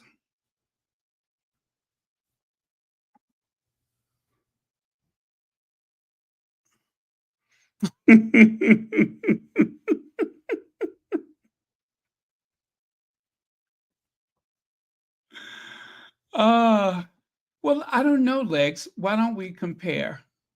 Why don't we compare? Oh, yeah, I see what you mean.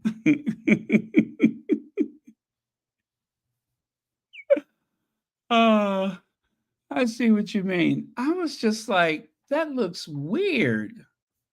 That looks weird, right? We're gonna have to get. You know what? We're gonna have to get her some opera gloves or something, because it's kind of distracting. While she was so busy being hypercritical of Meghan, I couldn't hear what she was saying because I was looking at that. I was like, "What you say? What? What you say?" I couldn't hear her being so malicious to Meghan because I kept looking at those Frodo Baggin arms. I couldn't even hear what she was saying because all I could think of was Lord of the Rings. My pretty, my little pretty. Oh, I want my little pretty.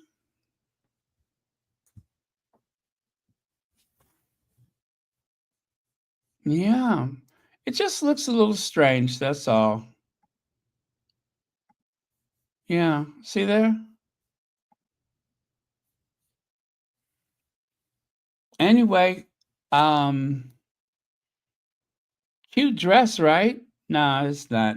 But I'm trying to find something to compliment. Um,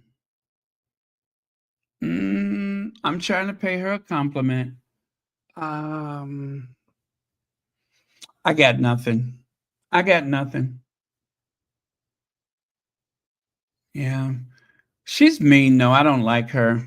She you know, she said that she witnessed Meghan being mean to somebody. I don't believe her. I don't believe her. She's an awful person, awful. And when she decided, that she was going to lose some weight, I guess the ancestors were like, which hands do you type with? Both of them? And that's what happened. The ancestors made sure that she lost weight, but her hands stayed fat. Uh,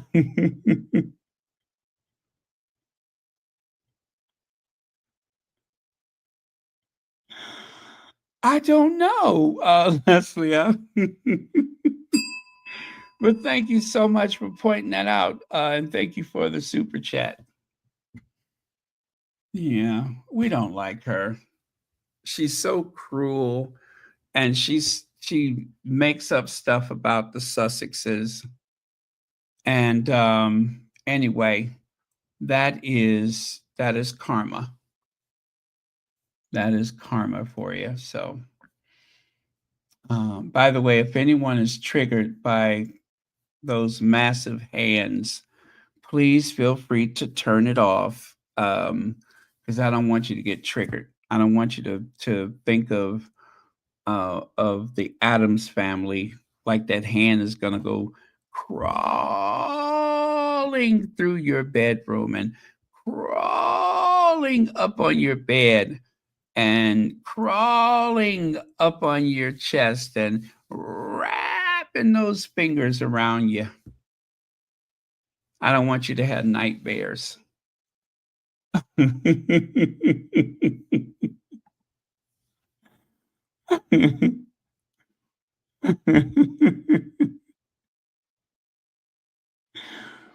Hmm. Okay. Did we get a? Did we get a? Are we done yet? I think that should do it. I think that should do it.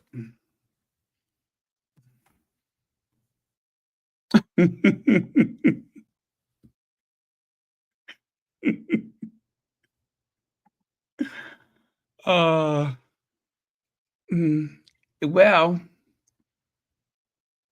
um, you know what? The only way we can tell Rohini, I tell you what, next time you're in London, ask her to go shoe shopping with you. Take her down to Oxford Street. Take her over to Selfridges and say, okay, girl, we're going to go shoe shopping, and then see how she puts them on. That way we'll know for certain.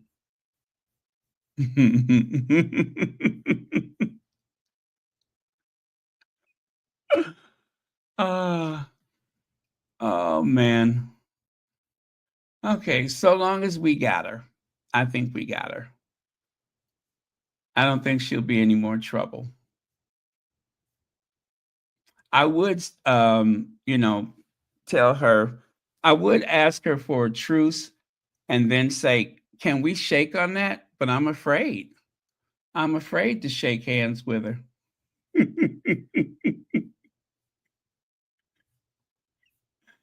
Yeah, I would ask her for a truce, but I wouldn't want to shake on it. That's all I'm saying.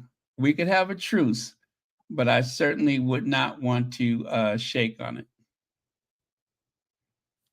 That could be detrimental.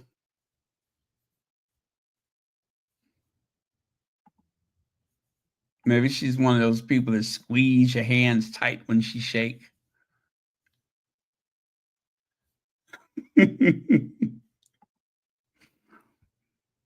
big toe is connected to the big hand. The big hand is connected to the big arm. The big arm is connected to the big shoulder. No, okay, let me stop. Now I'm just being silly. Now I'm just being Now I'm just being silly. Okay, you guys, we've had our fun. We've had our fun. So I'm going to leave it alone. But just for the record, I cannot stand her. Oh, I cannot stand her. She's such a phony, and she makes up stuff. She makes up stuff, and I don't like the stuff that she says about the Sussexes. I don't like that show. And if it's not her, Then it's Richard Eden making up stuff. And then that one girl that's on the show with them, the one that always sits on the far left, she was kind of cool for about 10 minutes. But now they got her, talking crazy. Yep, now they got her talking. Oh, Lauren, are you about to leave? Good night, Lauren. Thank you for stopping by.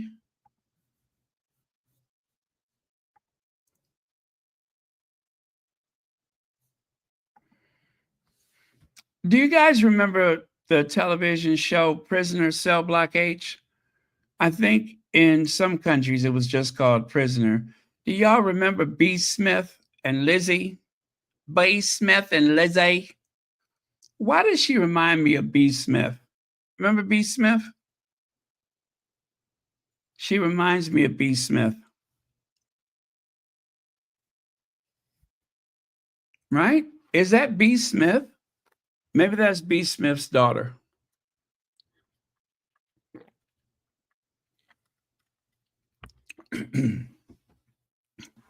The ham hock is connected to the oxtail.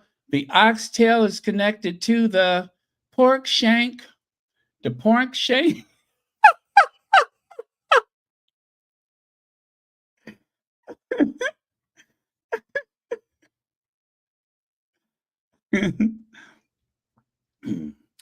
the oh, never mind. Let me stop. I'm getting too silly right now.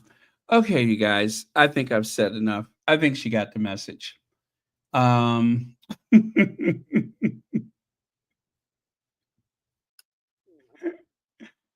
think she got the message.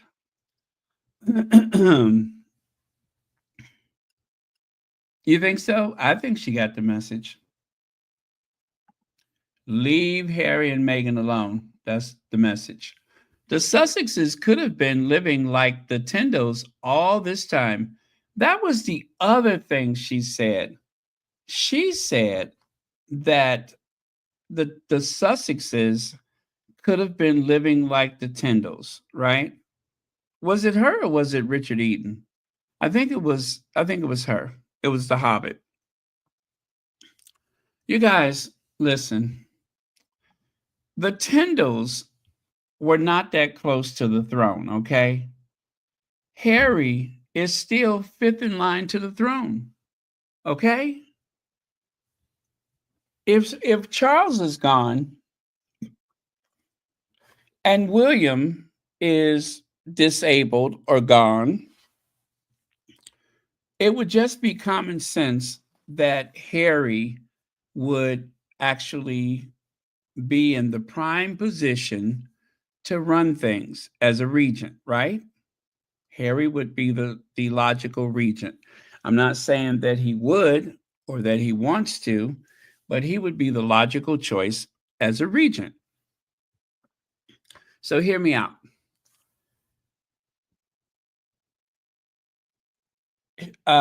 Rebecca English was saying that if Harry, and she's not the only one that said that if Harry and Meghan had stayed, that they could be running around like the Tindalls.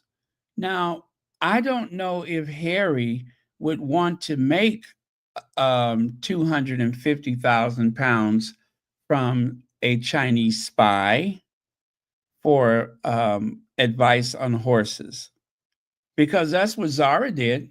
Zara was paid hundreds of thousands of dollars by an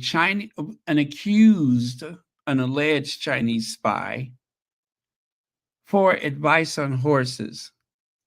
Could you imagine if Harry and Meghan had stayed, and the easy money for them would be for Harry to go and talk to an alleged Chinese spy about horses and then get paid hundreds of thousands of dollars over time.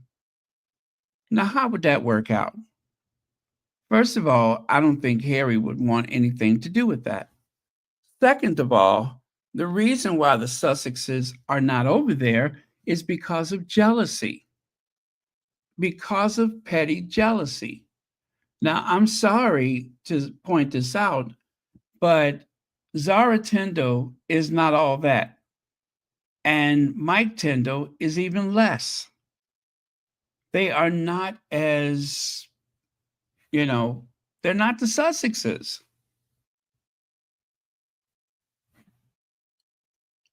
Why deliberately make up something that does not make sense? There's just no way that that would have worked out. The reason why the Sussexes are not there was because of the petty jealousy, because of the leaks and briefing. That would not have stopped because it just wouldn't have stopped.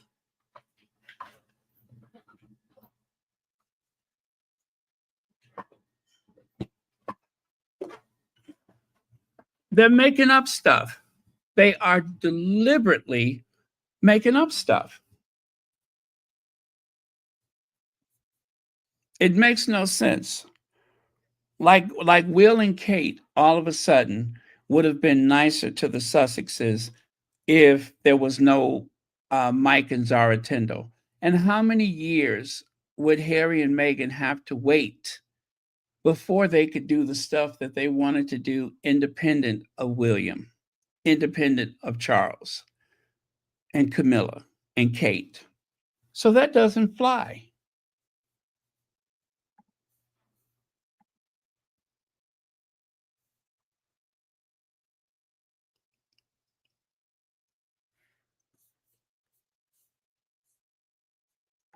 They're trying to trot that repeat out again. Yes, rinse and repeat. Failed last time and will again.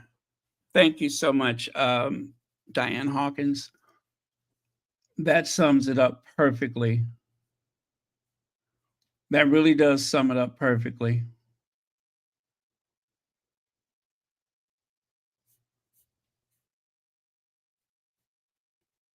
Okay. Also, if Harry stayed around, if Meghan stayed around, was Harry supposed to do this? Was Harry supposed to run up behind someone who was not his wife? Was Harry supposed to go and do some, I'm a washed out rugby player, get me out of here? Do you think Harry would have gone on a show called I'm a washed up second rate rugby player, get me out of here? Is that the name of that show? I'm a has been, washed up, crooked nose, fat head, I guess, you know what, grabbing. I don't think Harry could do this. So that's another reason why they couldn't stay, because Harry wouldn't do this. And then, of course, Meghan couldn't stay because Meghan would not do what, you know, deal with this the way that Zara dealt with it. You know, run up and pretend like you knew about it and that you're happy. That's what she did. She just played right along with it. They wanted the attention, but not the Sussexes. They tortured the Sussexes so they knew their place. Remember, King Charles III reared his teeth at the man in public. I'm sorry, at them in public. Why bring them then? Right, and Cal. Okay, I get you saying. I can't even say it, but yeah, that. Thank you very much, Legs.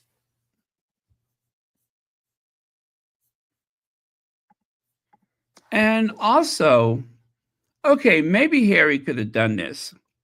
If Harry and Meghan had stayed, Harry could have, although it would have looked very strange, but Harry could have embraced his brother and, you know, God help me, dig his nails in his back like that. I still don't understand this. I don't imagine Harry and his brother greeting each other like this, but well, William and Okay, right?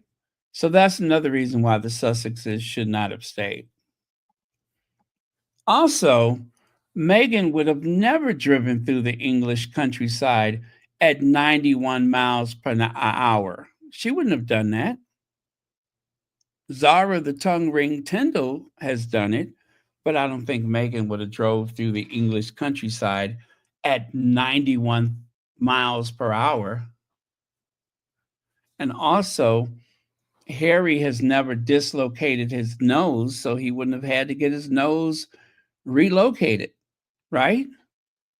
Harry wasn't dependent on, certain people like that. So Harry didn't look like a fugitive from Studio 54. You know what I'm trying to say. Harry didn't look like a fugitive from Studio 54. You get what I'm saying? You get me? Right. And Harry doesn't look like Shrek. Thank you. Yes, Harry is not a reject from Studio 54, and he doesn't look like Shrek. And I could not imagine the Duchess of Sussex walking around with a tongue ring like Zara Tyndall. Zara the tongue ring Tyndall.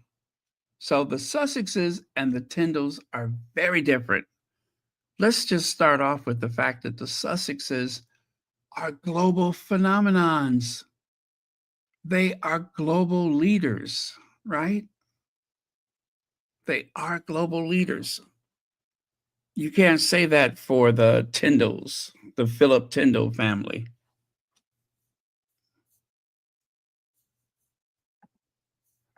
So, yeah, there you go.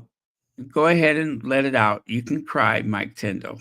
You can cry because you'll never be the Sussexes, and nobody's ever going to look at you like that. You're always going to be in the background, new nose or not. Look at this. Palm Beach County shines in polo. Netflix's latest docuseries produced by Archwell Productions and Boardwalk Pictures dive into the high-stake world of this iconic equestrian sport, filming at stunning Palm Beach locations. Well, the Palm Beach Film and TV, they posted this today.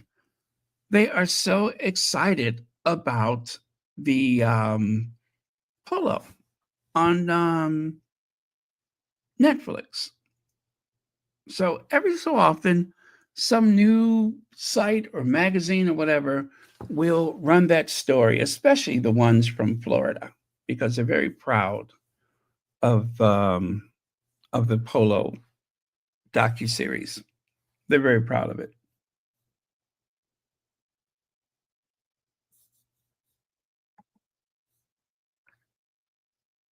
Okay, and then there is this.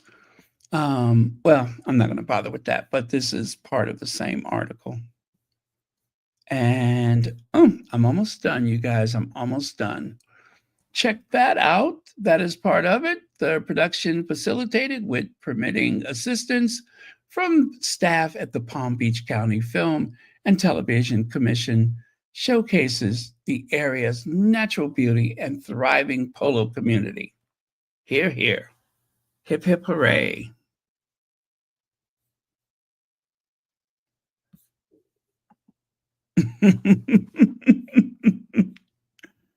I didn't know that you noticed.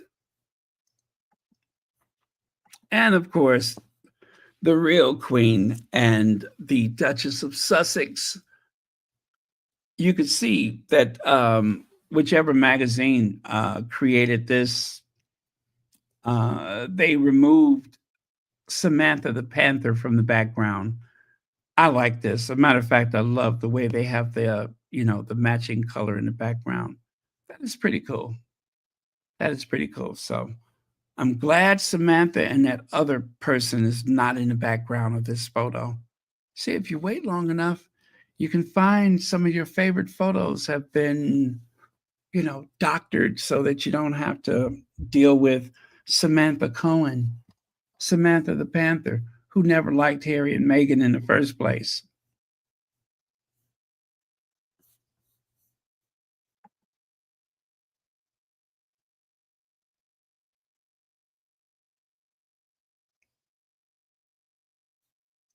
Okay, let me see what else I got.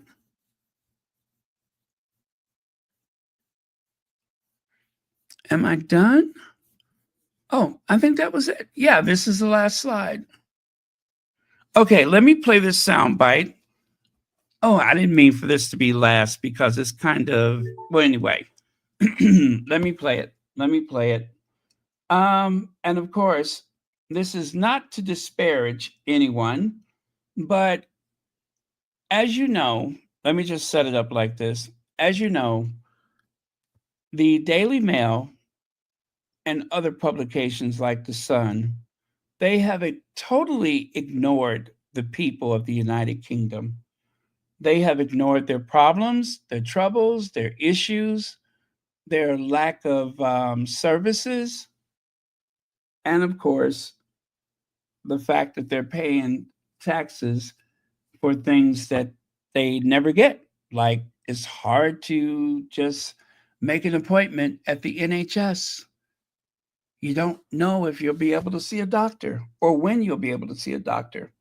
So let me just play this for you. I have had this a couple of days and I wanted to play it, but I keep forgetting, but here goes.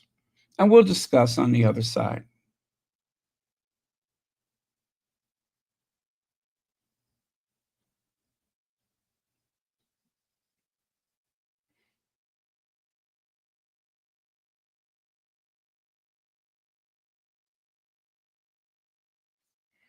Okay. United Kingdom today.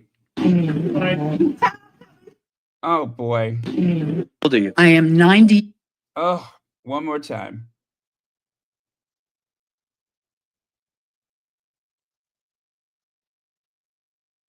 Is on average per person 40% poorer than the average person in the United States. Let me try that one more time. One more time. Sorry about that.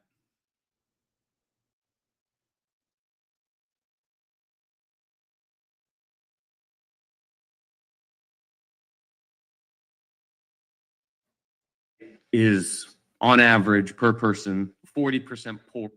Okay, he says the United Kingdom today, on average, okay, I just didn't want you to miss the first part of that. He's speaking about, this is American, speaking about the United Kingdom. Again, I am so sorry. I do not mean to, speak ill of the United Kingdom. This is not about the people, it's about the government and its policies, but here goes. Than the average person in the United States. A U.S. worker could stop producing in August and still produce more in the year than the average UK worker working through the end of December.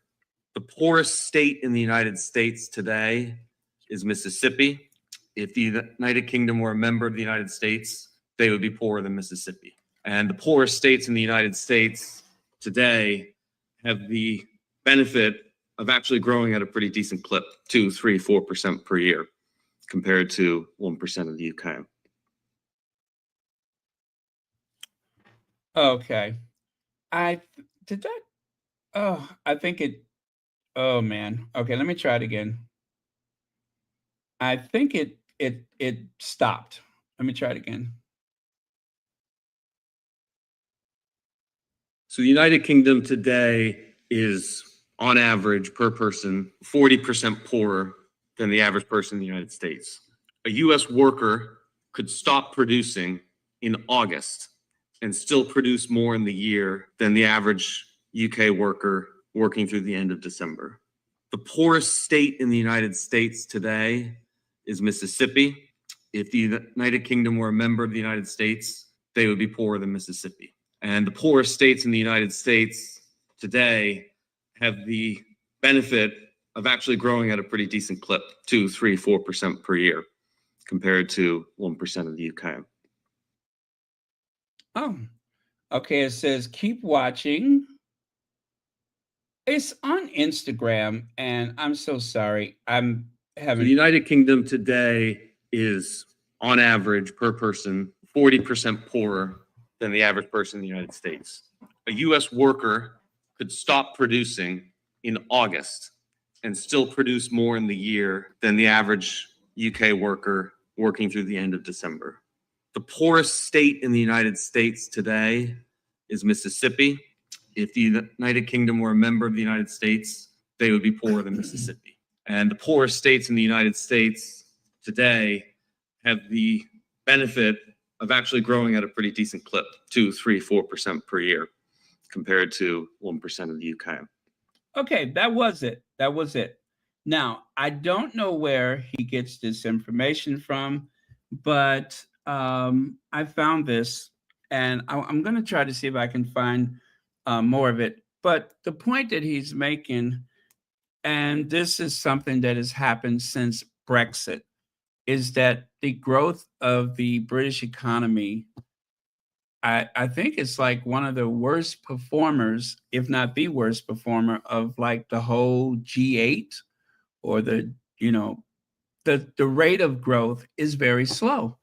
And the people that are really getting the worst of it are the working class poor people, the poor working class people, and of course, people that are pensioners and such. Um, it's if what he says is true, that is pretty bad because essentially the United Kingdom is still a rich country, and there are still countries that are much bigger that are far below the United Kingdom, but compared to what it used to be, compared to what it was before Brexit, and the fact that what is it, Keir Starmer? They keep saying that he wants to introduce these new taxes and death duty or whatever it is. When does the average British person get a break? When do they get a break? Housing all over the place is terrible.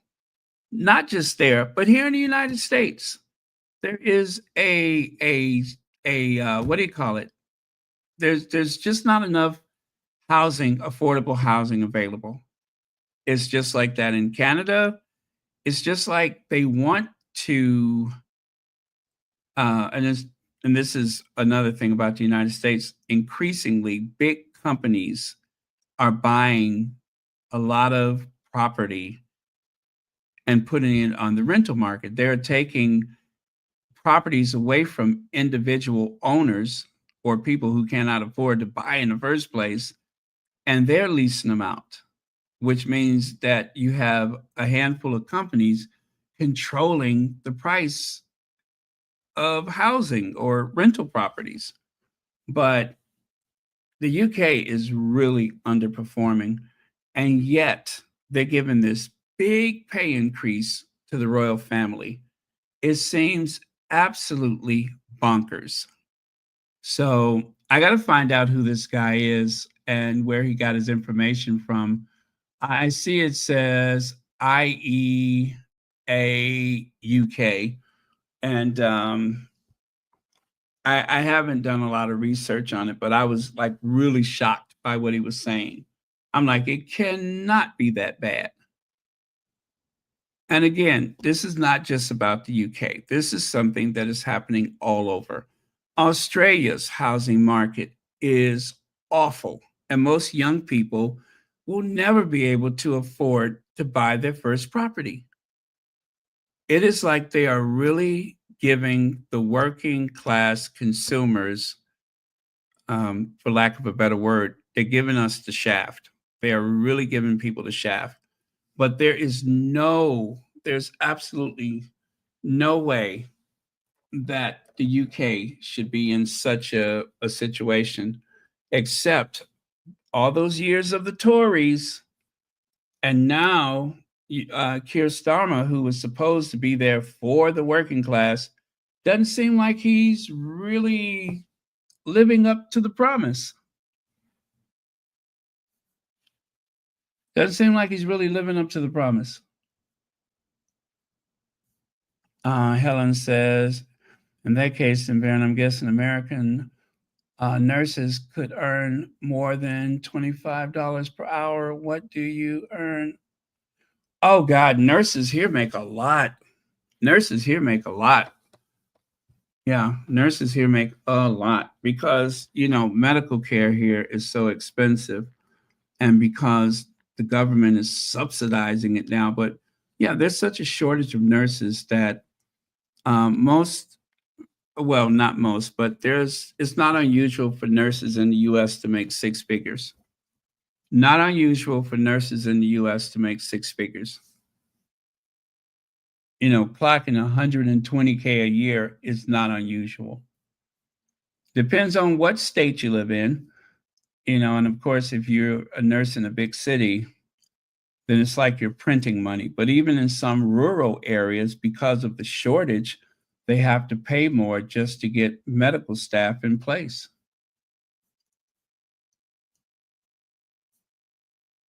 So yeah, I do apologize. I didn't realize I put that at the end. I didn't want to end on that note, but just food for thought. I'm going to do some research and figure out who this guy is and where he got the information from. But you can see the comments right there. The average U.S. worker could stop in August and still produce more than a UK worker does by December end. I think we're there. I think he's talking about, okay, when it comes to producing, is he talking about the efficiency? What do they call it? Is it about producing in wage or productivity? Is he talking about productivity or wage? I wasn't sure about that. Tyler Goodspeed, American economist and former acting chairman of the Council of Economic Advisors, highlight the UK-US productivity gap. Let me see. Not sure what sort of crappy comparison it is his remark about American workers can produce more by August than UK workers. I'm pretty sure that productivity is roughly the same. It's just American workers is getting better. Well, I've always heard that American workers have pretty high productivity, but the salaries have been frozen for like 20 years. From the 1990s all the way up to the 2010s and beyond, most Americans did not get a cost of living increase. And I'm pretty sure that is the case because I was one of them. I was pretty much making the same amount of money in the 19 teens that I was making in the 90s. Seriously. I don't think my pay had increased substantially. Fortunately, I had a job where I was able to make some tips. But if it wasn't for that, then my base salary was still the same. So when you hear that, I can tell you I was one of them. I looked up, I'm like, wait a minute, I'm one of those people.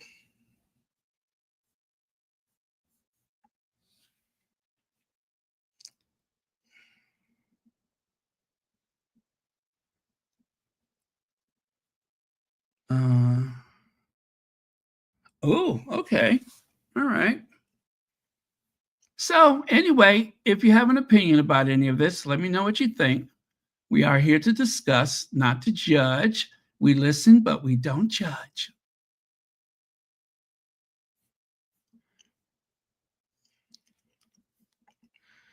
Let's see. Heather Stroud says we have $4 basic wage, but housing is crazy expensive.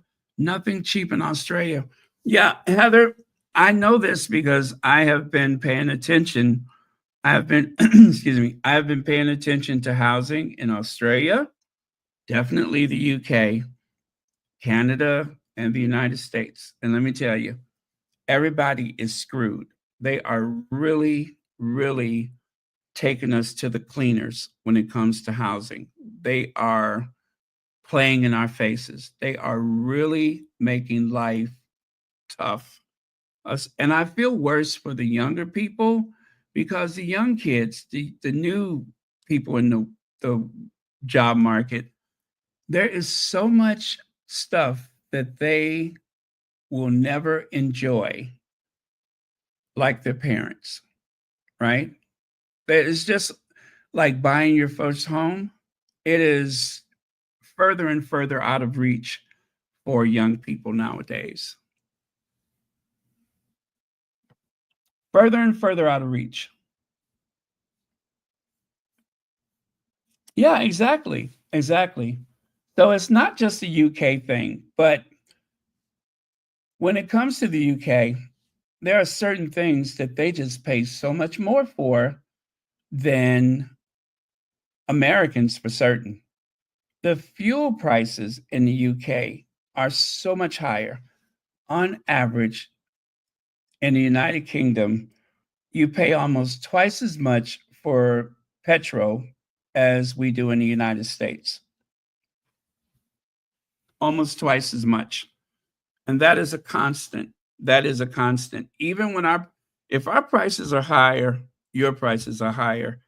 And I think it's just because they don't want people in the UK to have cars. It's like New York with their congestion tax. It's because they don't want people having cars in New York. They want you to go back to public transportation. That's why they're doing that. It's not just for the traffic, but they want you to go back to public transportation. And I think one of the reasons why the fuel prices are so high, just like in California, they really don't want you to drive. They want you to get off the road and use public transportation, which is an insult because public transportation in California ain't so great. Especially in LA, it's just not great. There's only 2 cities in the United States that has round the clock train service, inner city train service, and that's New York and Chicago. But in most cities, after a certain hour, they shut down the trains. So then you're forced to take a bus if you can find one. And they're usually running about 30 minutes apart.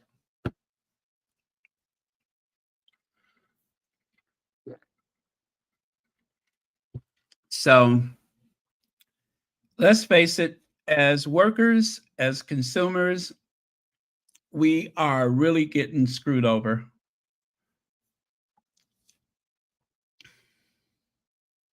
Yes, Maurice Brown, Kamala wanted to help people buy their first homes, but they were too busy trying to make sure she was qualified or make sure she was Black or make sure she was this or that or whatever.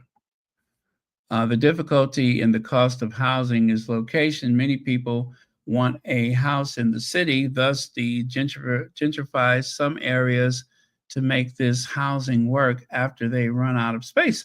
But yeah, Legs, but what about all the empty housing? What about all of the housing that is sitting empty? What about that? There are so many places where the housing is empty, especially in New York. They build housing, people invest in the housing. They might stay there to go shopping a few times a year or once a year. And then, other than that, the new housing is vacant. This is why the short term rental, I don't want to say the name of the company because I don't want to get in trouble, but I did not like people renting out their homes and their apartments for vacations. I hated that because that has devastated the housing market in most major cities. That is a huge factor. It should be against the law as far as I'm concerned. It should be against the law. And if that's how you make your money, I'm sorry to say this, but I hate it. If you own one of those rental properties, I'm so sorry, but I hate it because a lot of people are in search of a decent, affordable place to live or unaffordable place to live, and they can't find it because of that company. That was stupid idea. What it does to a community, to the rental market, is outrageous. It should be a crime. It really should. Give the consumers a break. Give the consumers a break. That's one of the reasons why the price of housing is so expensive. I cannot wait until that company and any other one just like it, I cannot wait until they run into the ground. Seriously.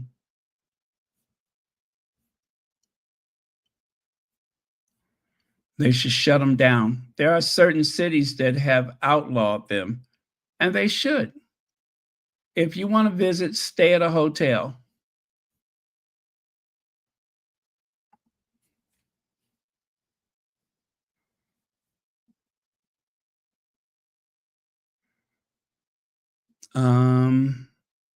Our gas and electric is also expensive. Our oil is so high because we buy it in the oil company. Profit margins has increased.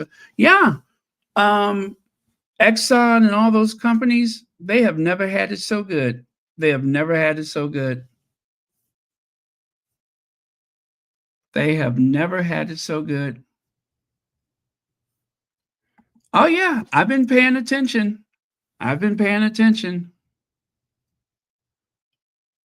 Yeah, and then the other reason why the housing prices are so high is because there were a lot of people in China, especially Canada. Chinese people were buying, Chinese people were buying properties in Canada at a rate far greater than in the United States. Housing that was an investment, the houses weren't even built, and they were putting the money down. And of course, in some neighborhoods, I'll never forget this report I watched. There was a neighborhood in Canada, just one of many, I'm sure, where the Chinese investors, they would buy a property, tear down the house, and then they would build a house, humongous house that took up almost the entire property. And it was so out of scale to the rest of the neighborhood. And what happens? It drives up everybody's taxes. And Legs is right. Gentrification does drive up the price because it makes the tax assessment go up.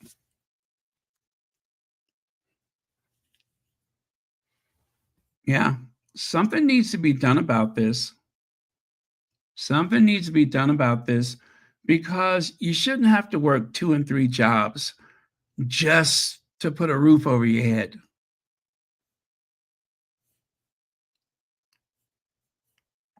Let me see, Baron. They were trying to shut them down. Don't know what happened. I know in Hawaii they said no to these rentals, and they should. They should. I cannot wait until it goes. I cannot wait till it goes. Shut them all down. And again, if you own one of those short-term rentals, I'm very sorry, but I have my principles, and that's how I feel about it. Shut it down. Shut it down because it's destroying people. It's outrageous. It is outrageous. Taking decent housing out of the property market so that somebody can come in for a few days, or if you rent or own an apartment, do you really want up to 30 different groups of strangers a year living in the unit next door, right? They don't own it. They're just renting it for short term. What does that do to the security of your building where you got all these strangers coming and going? They have all kind of things that take place. It's rare, but it happens. So yeah, they are real, the consumers, the working class people, they are really getting the shaft. People have to push back. It's not fair. It's really not fair. The working class people build the economy. We built these economies. And now you want to make it impossible for us to make a decent living and live in decent housing. Something's got to be done.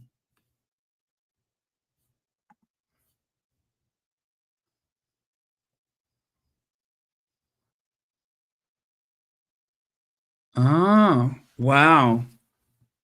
Starting at 1600. That's mortgage money.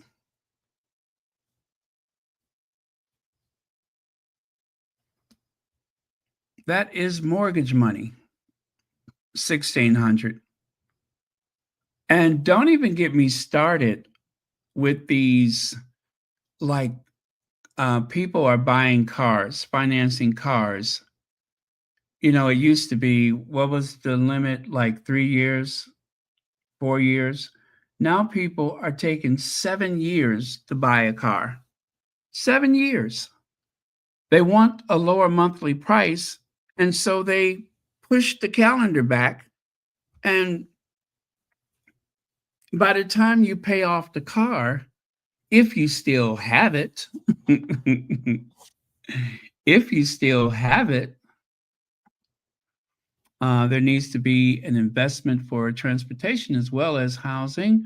A high-speed rail was proposed from Minnesota to Chicago. They wanted one in California too when I lived there. You know, I bet you the airline lobby defeated that.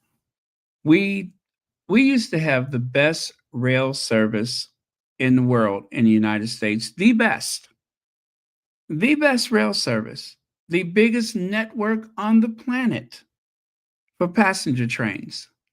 And now it's faster to drive from Chicago to Washington, D.C.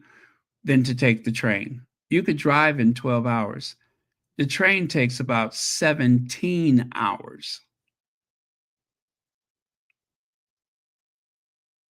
That is outrageous. But yeah, the proposals for high-speed rail, they wanted one from Chicago to Milwaukee, and I guess it was what, Milwaukee to Minnesota? No, I think the one from Minnesota would have gone through Iowa, right? I mean, around the Great Lakes, you have all these big cities.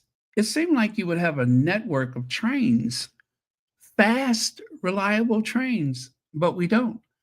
The railroads, now, if you guys are from Europe or from any place with a rail service, listen to me when I say this.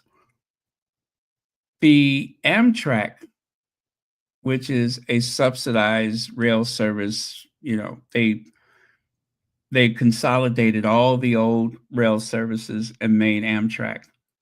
They do not own most of the rail tracks that the trains travel. Those rail tracks are owned by the freight train companies. So they have to lease, they have to pay for the right to use the same train tracks that are used for shipping around, you know, shipments and such. So if you want to go from Chicago to Los Angeles, or is it San Francisco? Los Angeles? There are a lot of delays. And the reason why there's delays is because, are you ready for it? The freight trains have the right of way.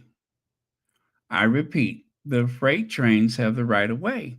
So the passenger trains are constantly delayed, not because they weren't going fast enough, but because they had to stop for the freight trains. It wasn't the weather, it was the freight trains that have the right of way. Have you ever heard of such a thing?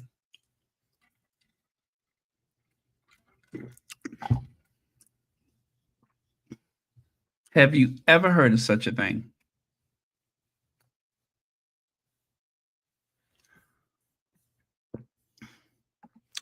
The one from Minnesota could have gone through Madison, That's a college town, right? Milwaukee, Stevens Point, etc.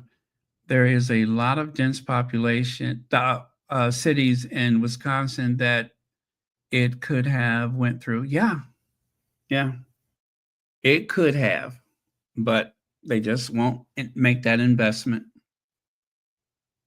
They just won't make that investment. Uh,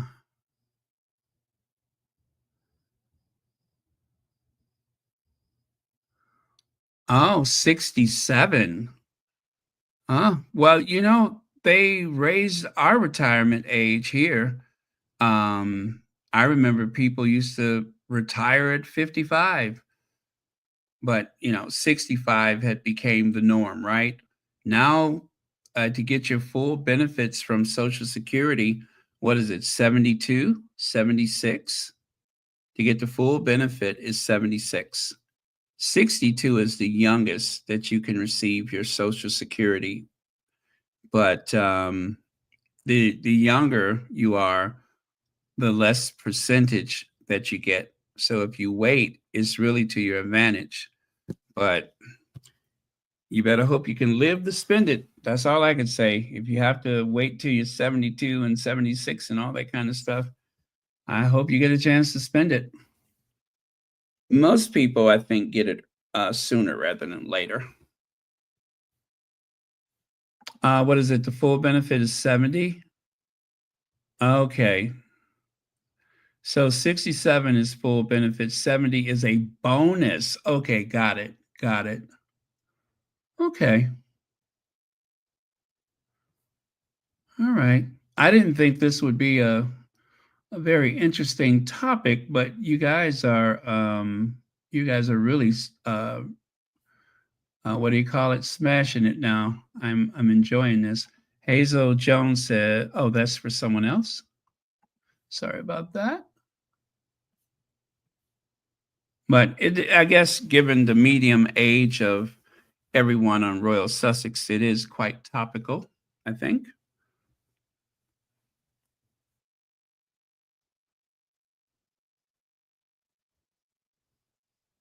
55 is based on the law enforcement. Now is based on the year you were born. Thank you, Antoinette Kennedy.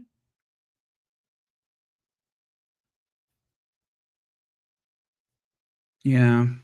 Well, you guys, good luck to us all because they, I feel like, um, or should I say, I'm thinking that you have a handful of people buying up farms, they're buying up property.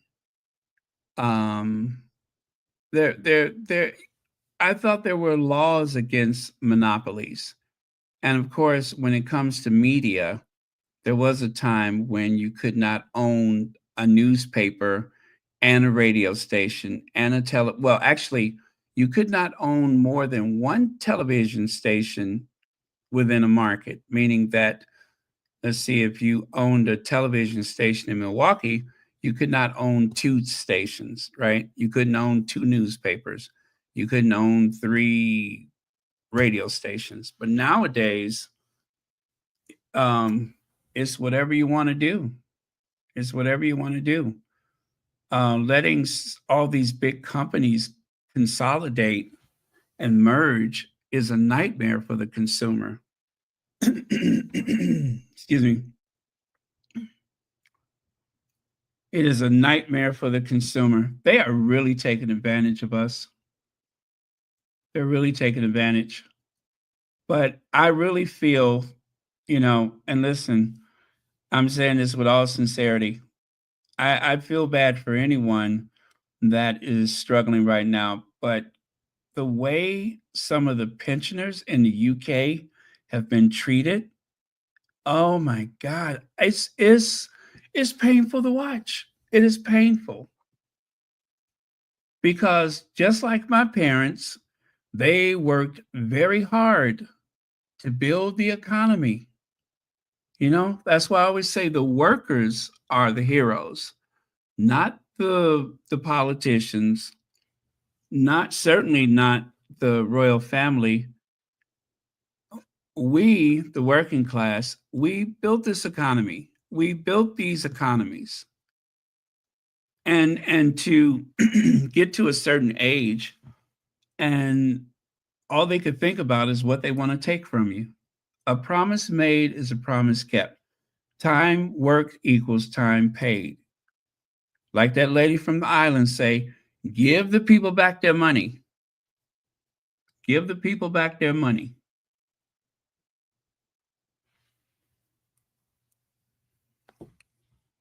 I mean, it's a lot of stuff that Americans take for granted, but the prices that we pay for things are artificially low, especially when it comes to disposable clothing. It's artificially low. I mean, you may as well know that it's artificially low. If those things were made in the US, we wouldn't be able to afford them.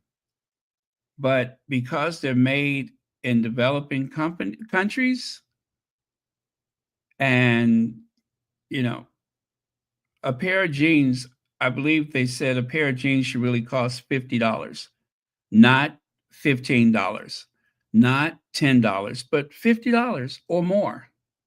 So the prices are artificially low. And I'm not complaining because, I don't want to pay more than I have to, but you have to know that somewhere along the line, there's somebody who's, not being paid enough for what they do. And that's just the truth.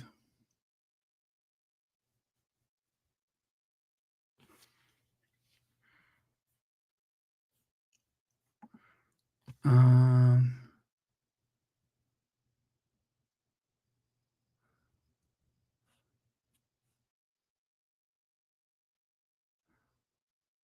oh, okay.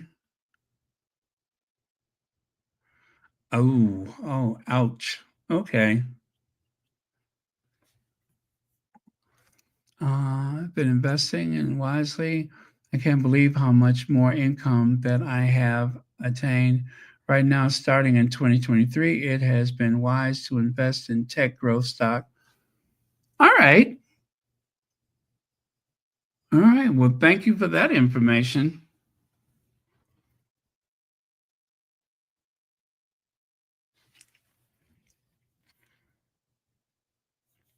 Okay.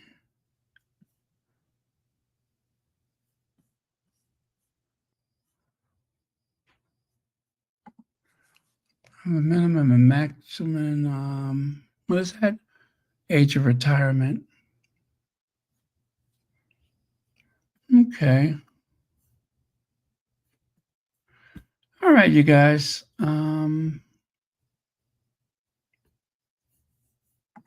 It's important to have a good pension, private or state.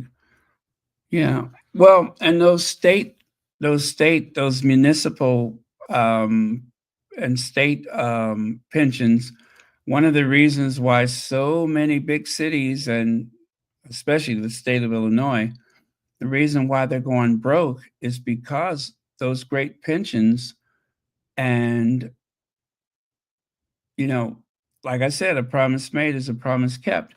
But the thing is, the tax base in Chicago is shrinking. It is shrinking.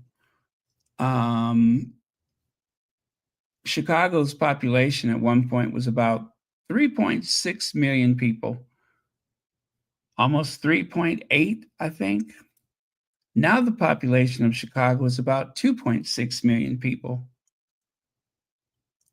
And it's getting smaller and smaller. There aren't as many people living in Chicago. So there aren't as many people paying taxes in Chicago. There's not as many companies. They used to manufacture everything in Chicago. Remember the red wagons, the radio flyer wagons? Chicago. Schwinn bicycle? Chicago. Motorola? Chicago. All of those things that they used to make, the Weber kettle, the Weber barbecue grill, Chicago. Sears and Montgomery Ward started in Chicago. Walgreens started in Chicago. Now, Sears and Montgomery Ward, they had their catalogs, and a lot of things that they sold were manufactured right in the city of Chicago and then shipped all over the country. We don't have that anymore. Chicago had the world's largest post office because of Sears and Montgomery Ward. And there were other catalog stores in Chicago as well, but those were the biggest retailers, especially Sears. Used to be one of the largest retailers in the world. They were the Walmart of the day. But now, all of that stuff is gone. All that manufacturing is gone. So there's not as much money being poured into the tax base. But they got pensions that accumulated when times were good, when times were great. And the money's got to come from somewhere. Let's see.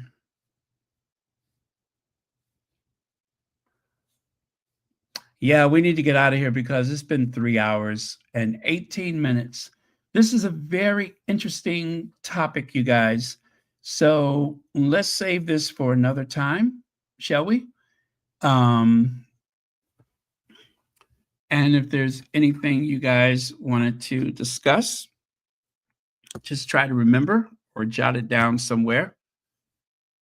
And we can talk about it another time, okay? But thank you all. As usual, a very informed group. Cookies and Cream says, letting these big companies merge is awful for the consumer. It means more monopolizing for the company, which translate into less competition, less choices, and higher prices for the consumer. You said it. You said it. Let's see. Jasmine, thank you so much for joining us. Thank you for being here. Thank you so much, Heather Stroud. I really do appreciate it. Yeah, I don't know what's to be done for the consumer, for the workers, but we got to stick together, that's for sure. And people need to stop voting against their own interests. That's one of the problems. People vote against their interests. They listen to people lie and say, we're going to bring this job back. We're going to bring this job back. Really? Are you serious? When has that ever been true? When has that been true?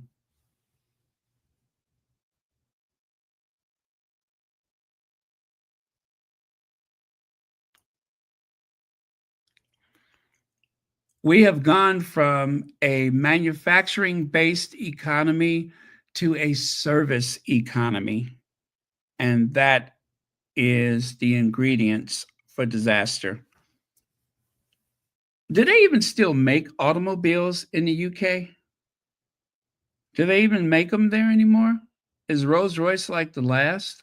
And they're owned by what, BMW or Mercedes, BMW? One of the signs of a financial decline is the loss of manufacturing. Now, there's still lots of things that are manufactured in the UK, in the United States, Canada, but a lot of things that used to be made in the US is now made in Mexico. Now, that doesn't bother me because, Mexico is a neighbor and they need money too. But it's the ones that are not our neighbors that are the problem. But tell you what, you can't have it both ways. If you want $10 jeans, then you have to have them made in Bangladesh. But if you want to pay $50 for jeans, you can help a family in the United States thrive. So you really can't have it both ways.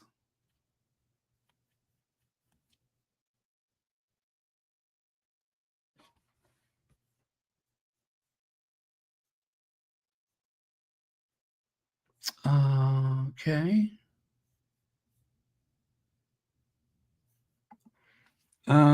Google, Apple, Meta. It also expects a lot from SoundHound. Okay, Legs, we need to talk because I need to do some investing. I'm always seeing that, like, can you do that with your bank account? Can you do that through your bank?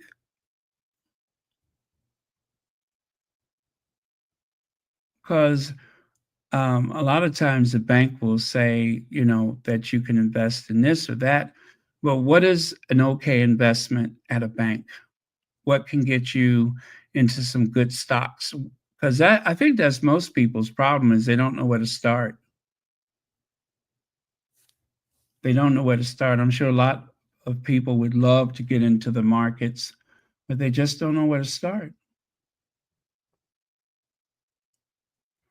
Connie Ballmer.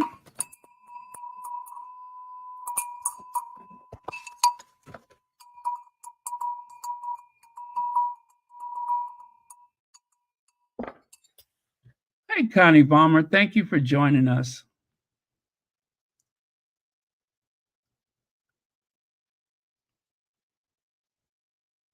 Yes, same as online banking. Is that for me? I'm sorry. Yes, some online banking.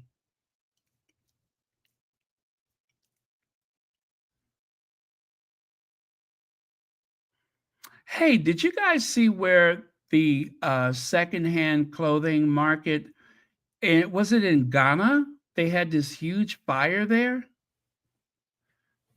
Charles Schwab, is that what you're saying? Okay.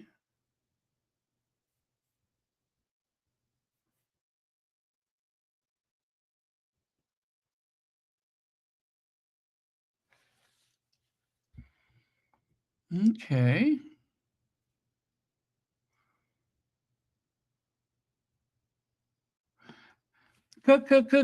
Connie Bomber. Connie Bomber. Connie Bomber. She's a charmer. Connie Bomber.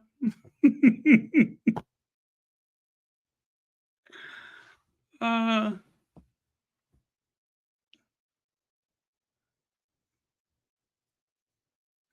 okay, the biggest market in Ghana. Everyone is also flying in to get citizenship. Ooh, yeah, I saw something about that citizenship in Ghana.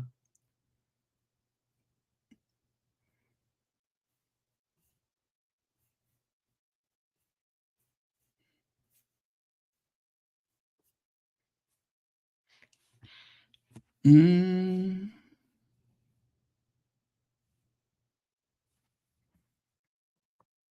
Okay, I'm just looking at some of your comments. Wow, you guys are so intelligent, so smart, so informed. I love being here.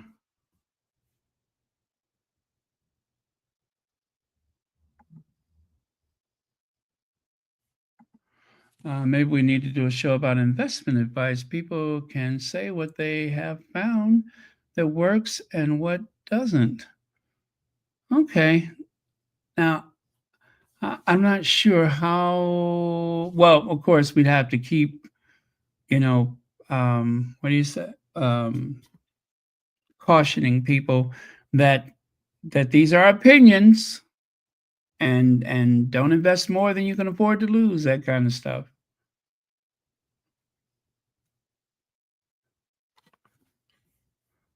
I was trying to set up something like that some time ago, but the CPA that I spoke to about that, they kind of lost interest, I think. So then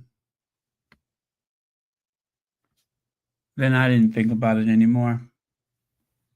But yeah, I wanted to do something like that because, you know, as older folks, we always run the risk of getting ripped off and pranked and what do you call it? We run the risk of fraudulent activity, and so it's always good to have these conversations.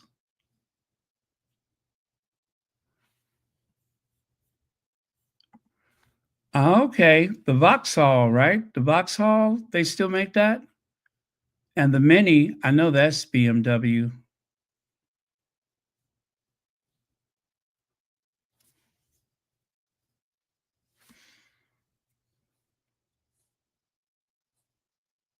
Okay.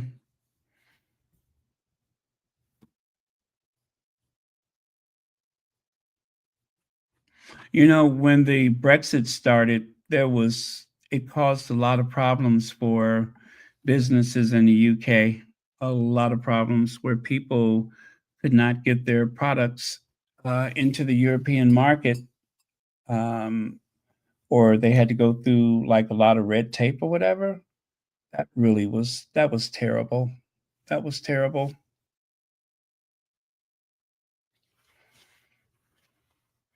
The day after Election Day in the United States, one of the biggest things that people searched on a computer is, can I change my vote? And the day after Brexit, the biggest question in the UK was, what is Brexit?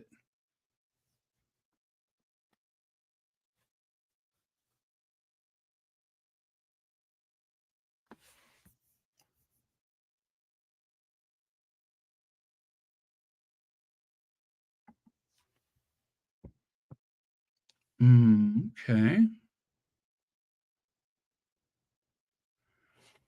Um, all right. Thank you, Legs. I started.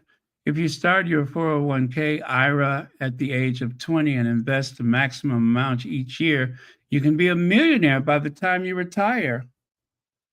Yeah, I heard what's her name say that. Who's that financial lady? The one that used to be on Oprah? She's like, instead of buying coffee at a coffee shop, put $100 a month into a Roth IRA and blah, blah, blah, blah, blah, blah, blah. And by the time you retire, you'll have $1 million.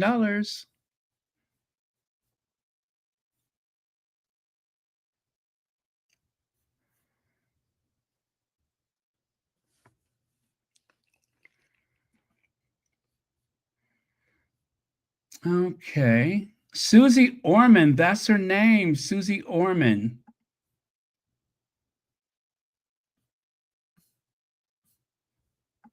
Well, um, for those of you that are not sure about the market, the least thing that you can do is to get a high yield savings account. That's the least thing you can do. A CD or a high yield savings account, um, instead of just letting the money sit there and sit there. You could take out a CD for a short term, but at least you'll be making something better than nothing, right? That's the least thing you can do.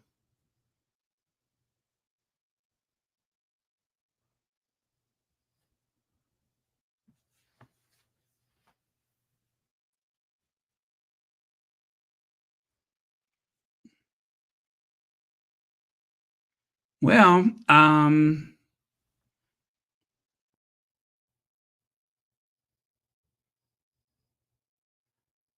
oh my goodness, it is going on 2 a.m.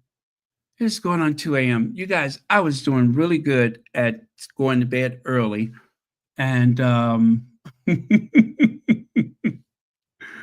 was doing a really good job of it, but I can see that I'm about to ruin my sleep pattern. So I should go.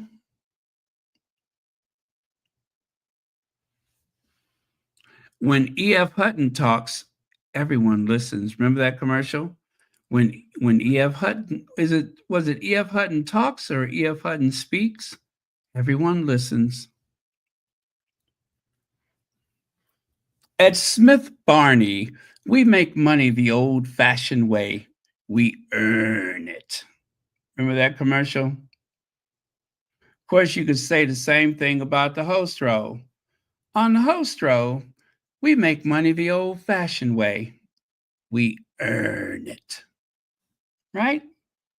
Whether it's Smith Barney or the host roll, that's the old-fashioned way. Earn it.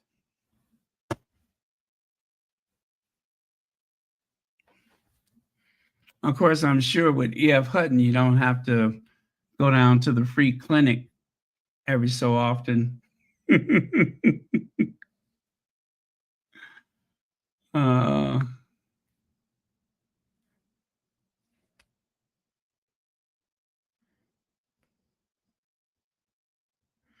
I don't know. Smith Barney, I haven't heard that name in a long time.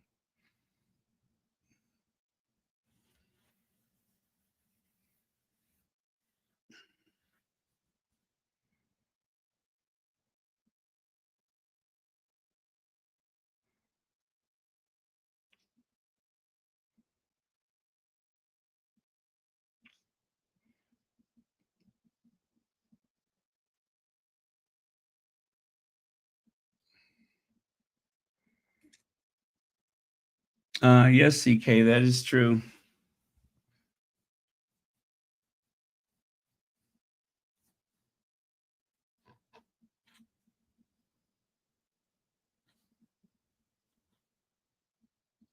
Oh, okay. Thank you for sharing that, Hazel.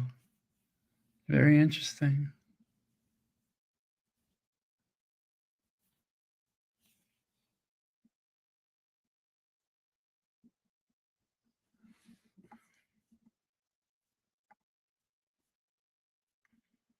All right.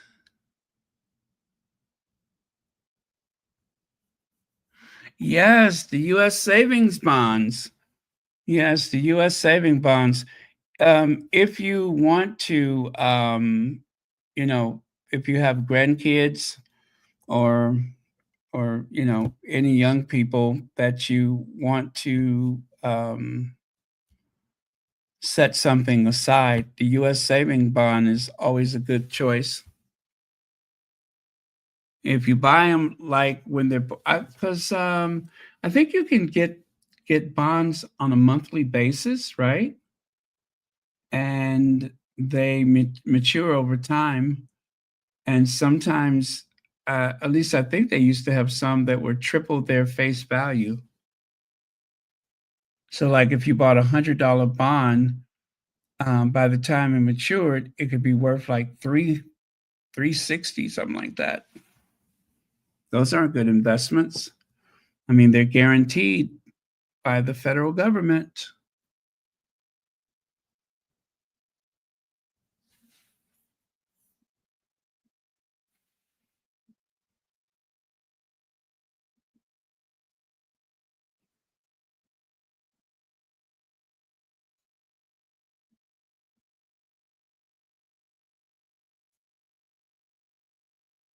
Oh, okay, CK, that's an idea.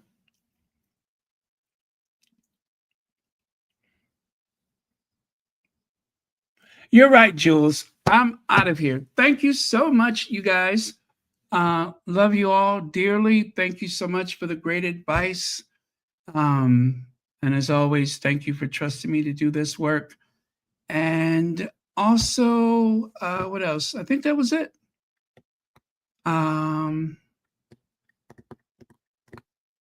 Yep, I can't think of anything else.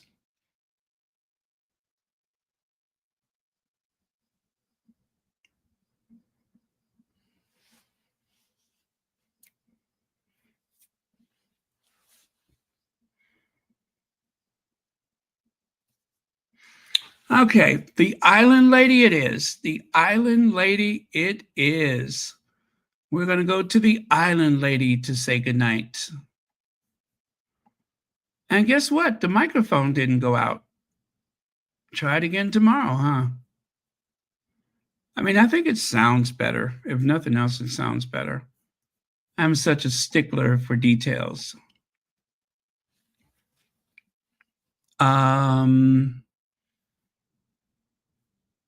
I am from the islands. Oh, really? And we don't need whatever she said.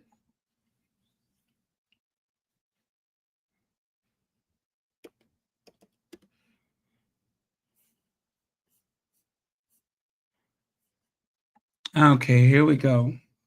Thanks, everyone. Thank you, moderators. I got to go through the and see what see who needs to be permanently kicked off of here. I'm sure there's a lot now, but I'm gonna go and I'm gonna check that tonight, actually, to see who needs to be blocked from Royal Sussex. Okay, here goes.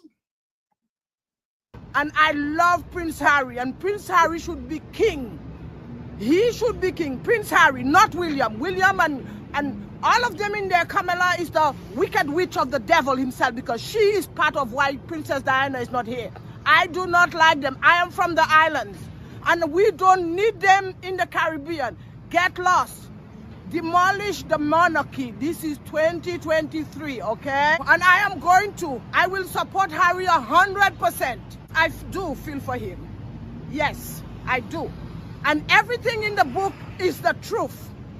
And Charles is the monster, not Harry. Harry's the monster, not Meghan. He's bringing the story out right now. They are evil people. They are not nice. Behind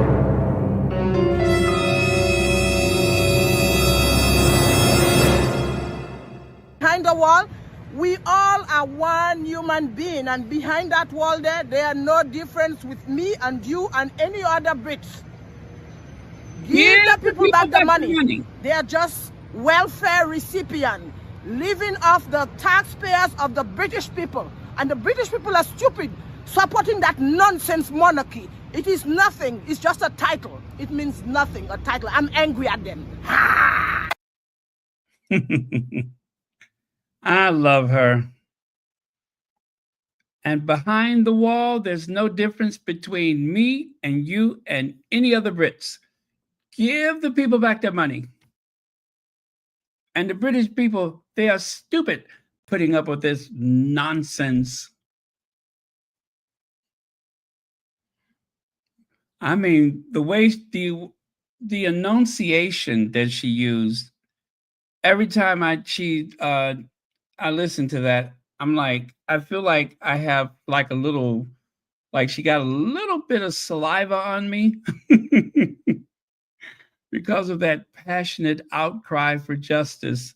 It almost seemed like I got just a little spittle on me, but that's okay. It's all good.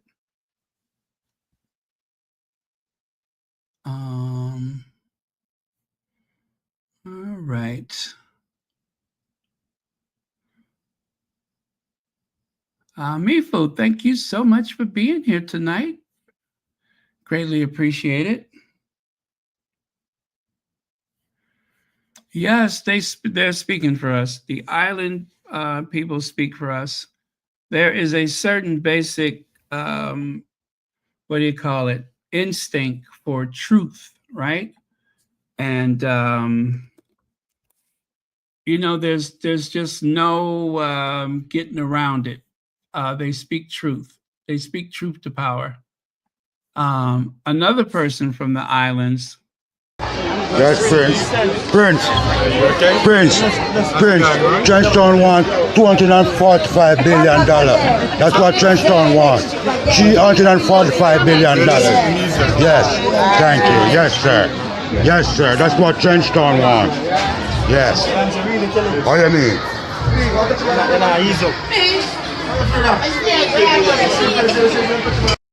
Hey, I just thought about it. Isn't the United Kingdom in Britain an island? I think it is, right? Britain is an island. So, as I said, the island people, they speak truth, don't they? Here's another island person that speaks truth. I just don't get it. I don't get any of it. What do you mean? You don't get what? I don't get why we're so obsessed with these humans that are exactly the same. Like, it could be us four sitting there. I just don't get it. But are you talking about What, you mean as royals or Yeah. as like Kim Kardashian? Because for me, they're becoming I celebrities. love the Well, Queen. to me, that's all they are. The Queen is their celebrity. for me, is brilliant. I For love the what? Queen. No, For duty, responsibility, She's always figurehead. worked really hard, But hasn't I would she? work hard if the whole country paid for me to have like 12 houses and work really hard. They don't pay for all of the houses, but Just a few. You know, she's really pretty. I think she's really pretty, isn't she? She has a kind of a unique thing going on, but I think she's very, very pretty, especially when she's trying to figure out what's going on. Especially when she's trying to figure out what's going on. So there you go. There are 3 examples of people from the islands. And you can't put nothing over on people from the islands. They speak truth. They speak truth to power. Putting up with that nonsense. You know, when she says, and the British people, they're stupid putting up with that nonsense. When she says that, my shoulders go up. I feel like she's like, you know, giving me the what for. And I'm just like, wait, I'm not British. I'm not British. Yeah. The only person in the Sussex squad that can really do that is Petal. When Petal gives somebody the what for, I'm telling you, they have been discovered, and Petal is going to get to the bottom of it. I love when Petal is like really going after someone. I'm like, yeah, that's exactly what they deserve. Give them hell, Petal. Give them hell. Okay, so there we go. I am going to go and thank you all so much. And remember, we are going to be here whenever Meghan's, I don't know how that's going to work out because I want everybody to see it before we talk about it, right? So, like a watch party, we'll be up all night, but then we won't be able to really focus because we'll be talking to each other. And we can't just do like best friends and just, you know, hold the phone and watch TV, you know, like in the old days. So let me think about that, figure out what I'm going to do because I want to watch it before I talk about it. So if you're planning to watch Meghan's, you know, lifestyle show, do me a favor, try to watch it within that first 48 hours. Really try to watch it that night because I want to discuss it and I don't want to do any spoilers, you know. But if you don't mind the spoilers, then definitely, you know, partake. But if not, I just say watch it as soon as you can. I am prepared to binge. I hope they do half and half. Instead of putting it all out at once, I hope they do half and half just so that I can, you know what I mean? I don't want to do it all at one time. I want to savor it. That's what I want. I want to savor it.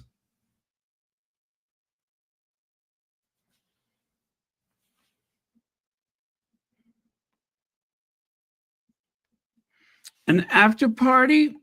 Well, you know what? If it's just 2 well, let me think about it. But I'm going to want to talk about it as soon as possible. I cannot wait.